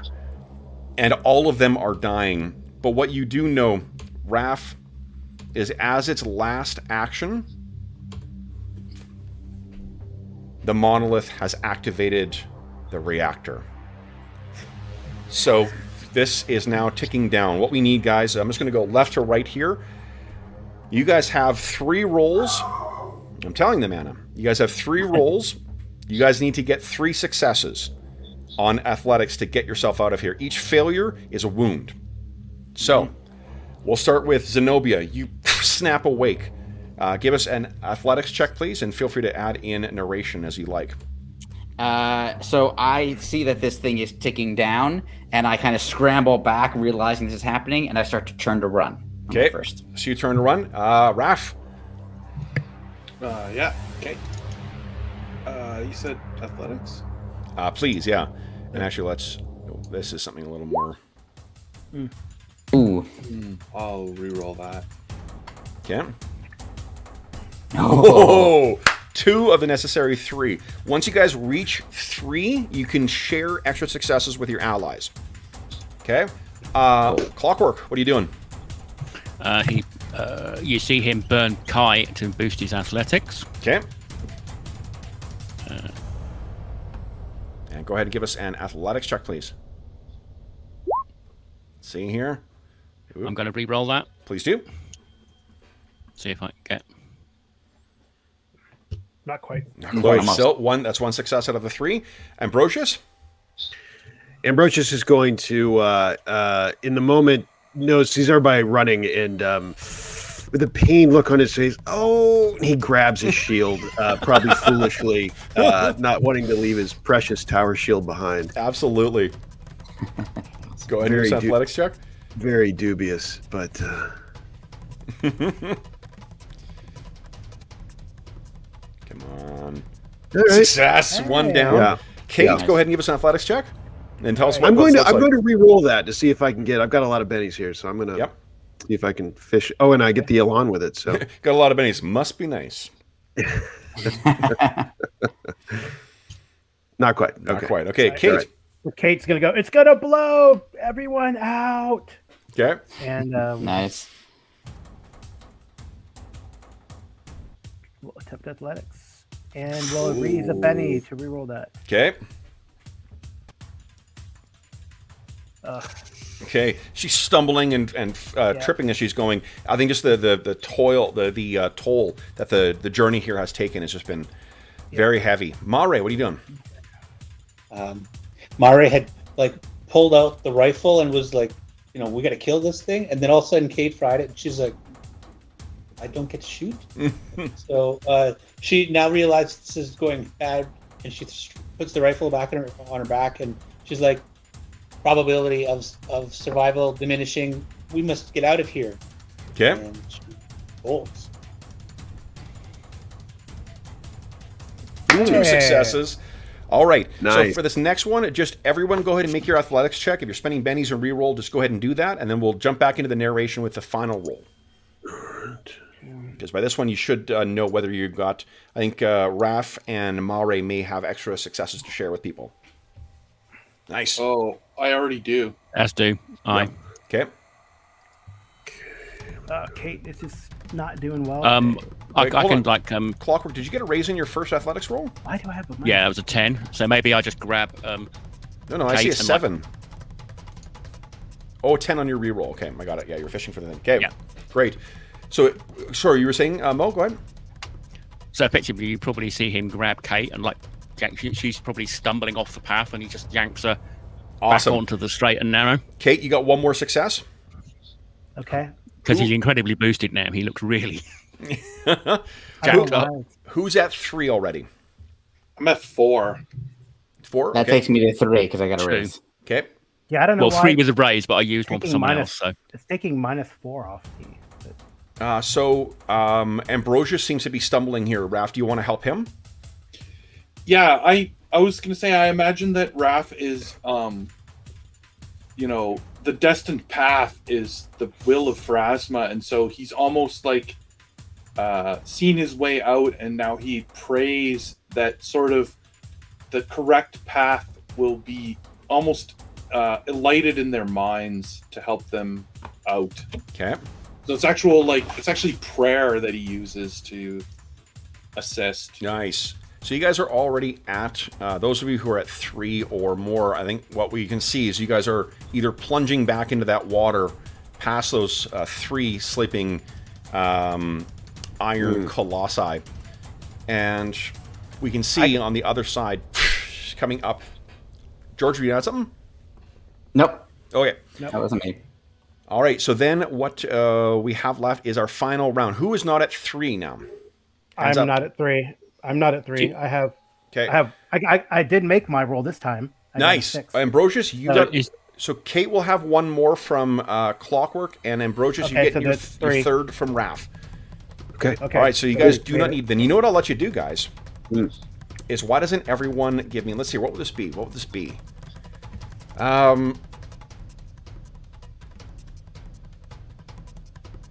I think this will be just a spirit roll. Everyone just give us a spirit roll.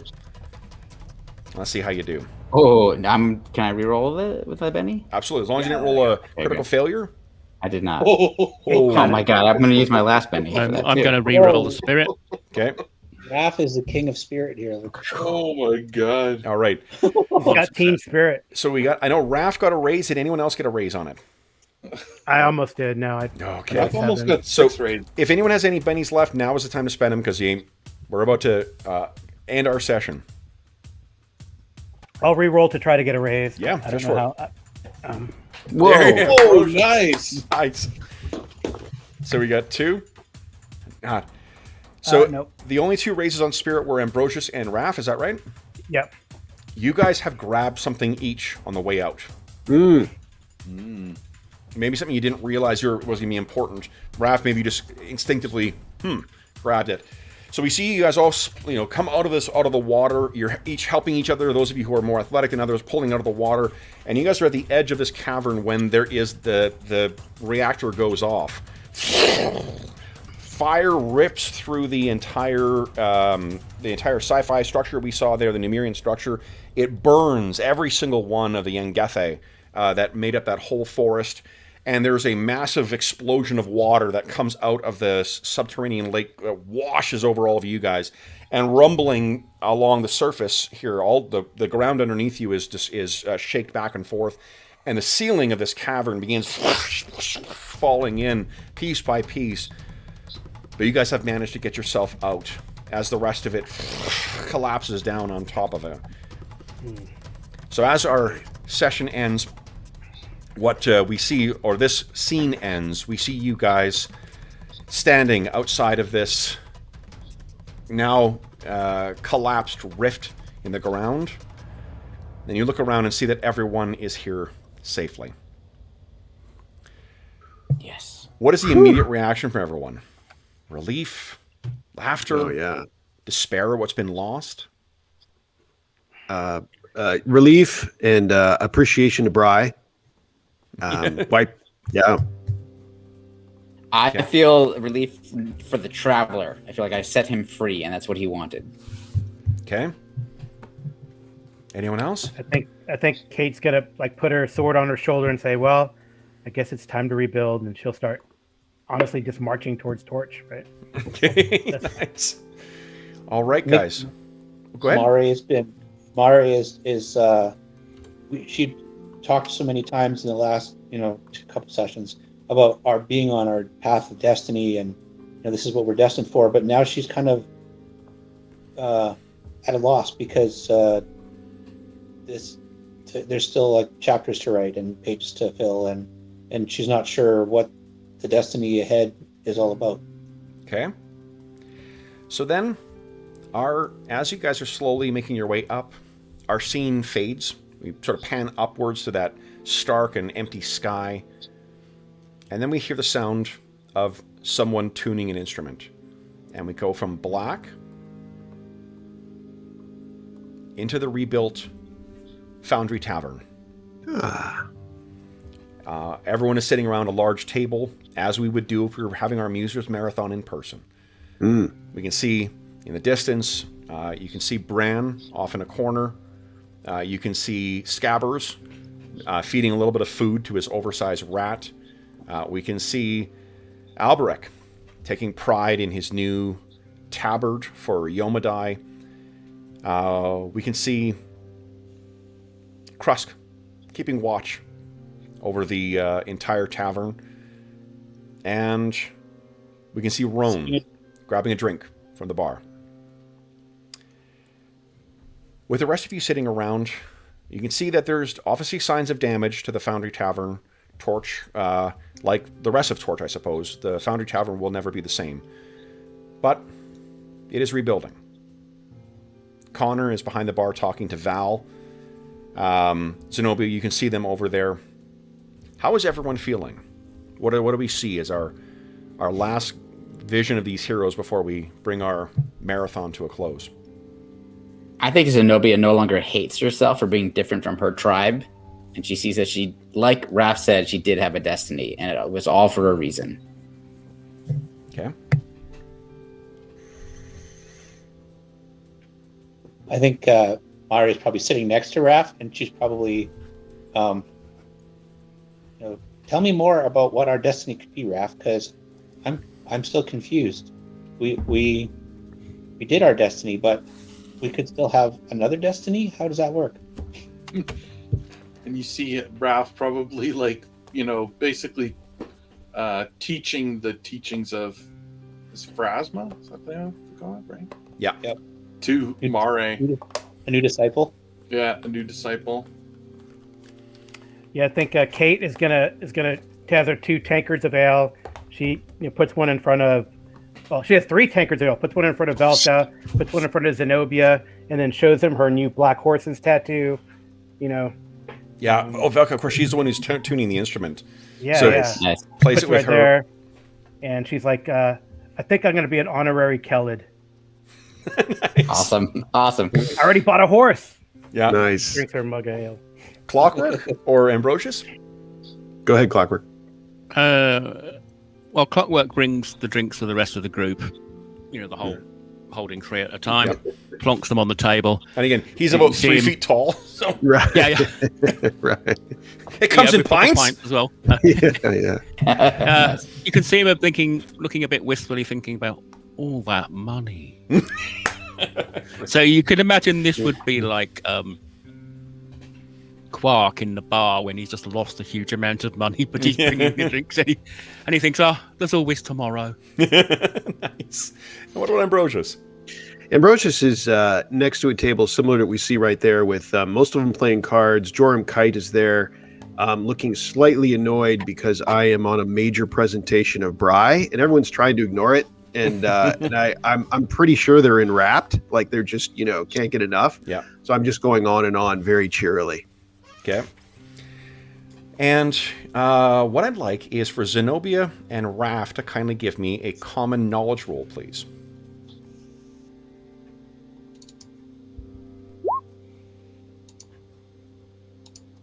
Okay. So Nice. our scene, if the film version of our Musers Marathon, this is where we would end things. Our credits would roll, and then we would fade to black, and we'd hear the sound of crickets or other insects. And we would fade into a star-filled sky and once again pan down. And we see Raph standing outside. And he looks pensive. Zenobia steps outside to gain some air. As the door to the Foundry Tavern opens, you can hear the laughter and the sound of music and everything else from within. She closes it, leaving them in relative quiet. She walks over, and at a look the two of them exchange, or the look that passes between them, is a knowing look. And Raph says, "You saw it too, did you not?" And Zenobia, you know precisely what he's talking about. Raph says, or Zenobia says, the Star Mound. What you guys know is that at the capital of, where's my map here? Here we go. The capital of, the Silver Mound. The capital of the, what do you call it, of Numeria is Starfall, where the Black Sovereign rules, seemingly said to be under the influence of the Technic League, and outside of it is the massive Silver Mount, a huge Numerian ruin concealed and buried in a mountain. Raph and Zenobia, you remember seeing that. And in your vision, the last thing you saw as you awoke, towering over that mound, was the monolith.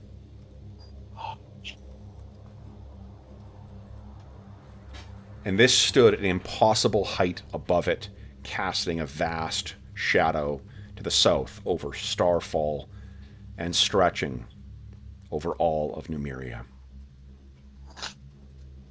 What are the last things you guys say to each other? New destiny, Raph. New destiny. And with that, we pan back up to the sky, and we bring this Musers Marathon to a close. So, for those listening at home, thank you very much for joining us for 15 hours of time in. This brings us to the conclusion of the Terror from the Forgotten Time. So, for those listening at home, thank you so much for joining us for this marathon. If you joined us for the entire thing, thank you so much for coming along with this. But I'm going to do a little change in my usual outro, and I want to give a huge thank you to everybody who played over the course of the Musers Marathon. For those here today, George, Jeffrey, Mo, Sean, Carl, Dave, thank you so much for joining me at the table for this Musers Marathon. I've mentioned in past that this is my absolute favorite holiday throughout the year, and this particular marathon, guys, is up there with our very best.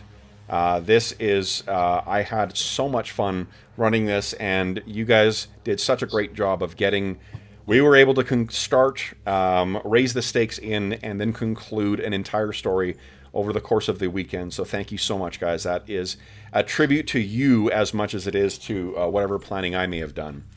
In addition, over the weekend, we had a number of other friends join us for the Musers Marathon. Let me try and make sure I don't forget anybody. Brent, Chad, Andrew. Who else am I missing? John. Anyone else I'm missing? Chad, like I mentioned. Arlen. Thank you to everybody else who has joined us over the course of this as well, too. Everyone gets... Sorry?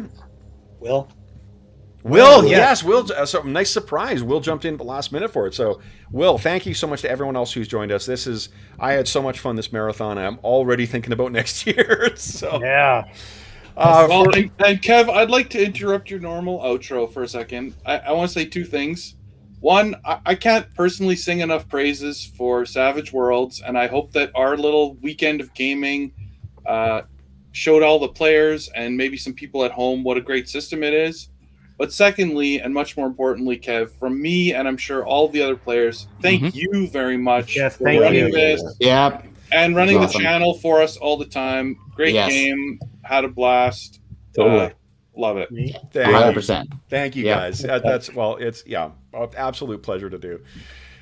So for let's see here, for those listening at home, if you have any questions, comments, or concerns about this session, the marathon in general, or the Savage Pathfinder system, please don't hesitate to leave a comment in the comment section of the video. You can find us on the Discord server, the Dungeon Musings Discord server, a link to which is down below. And you can also find me on Twitter at Dungeon Musings, and by email at dungeonmusings@gmail.com. There is also a link down below to the Heroes Save Villages initiative, our charity fundraising campaign we run on the channel. This benefits the SOS Children's Villages International Charity, a great organization active in over 130 countries, benefiting over 80,000 orphaned and abandoned children from around the world. And from now until August 1st, 2021, for every $25 Canadian that you donate, you get one chance to win the grand prize or one of the other great prizes we have in our next charity raffle. The grand prize is a copy of, very generously donated to us by the great people at Beetle and Grimm, a copy of their legendary edition, Curse of Strahd, and our second prize is a copy of their upcoming shadowy silver edition of the Van Richten's Guide to Ravenloft. If you don't win those two, you still have a bunch of other great prizes you could win, including a chainmail dice bag made by our resident armorsmith Dave, including a copy of the or two different Dungeon Crawl Classics modules that George has generously donated as well. There's a bunch of great prizes from our Redbubble shop, the Dungeon Musings Redbubble shop. In addition to, I'm pretty sure I fucked up and ordered an extra copy of the upcoming release of the Modifius 2D20 version of Acton Cthulhu. And if I did screw that up, I will be kicking in a copy of that for the prize as well. So a bunch of great opportunities to win some cool gaming stuff, but also to help out some people who could, some kids who could really use some help. All donations go directly to the SOS Children's Villages International. None of it goes to us. None of it goes to the channel. It all just goes to help out those kids. And you also get a chance to have a say in what we play in our charity sessions, which you'll be hearing more about in coming weeks, and to help outfit our heroes for those charity sessions. So, last thing I will say is, once again, a huge thank you to the players, everyone who's joined us over the entire weekend. I cannot thank you guys enough. This went so much better than I could have planned for, too. And it is, the last couple of months we've struggled with keeping it to a one-shot, and to be able to do 4 specific, relatively scripted things.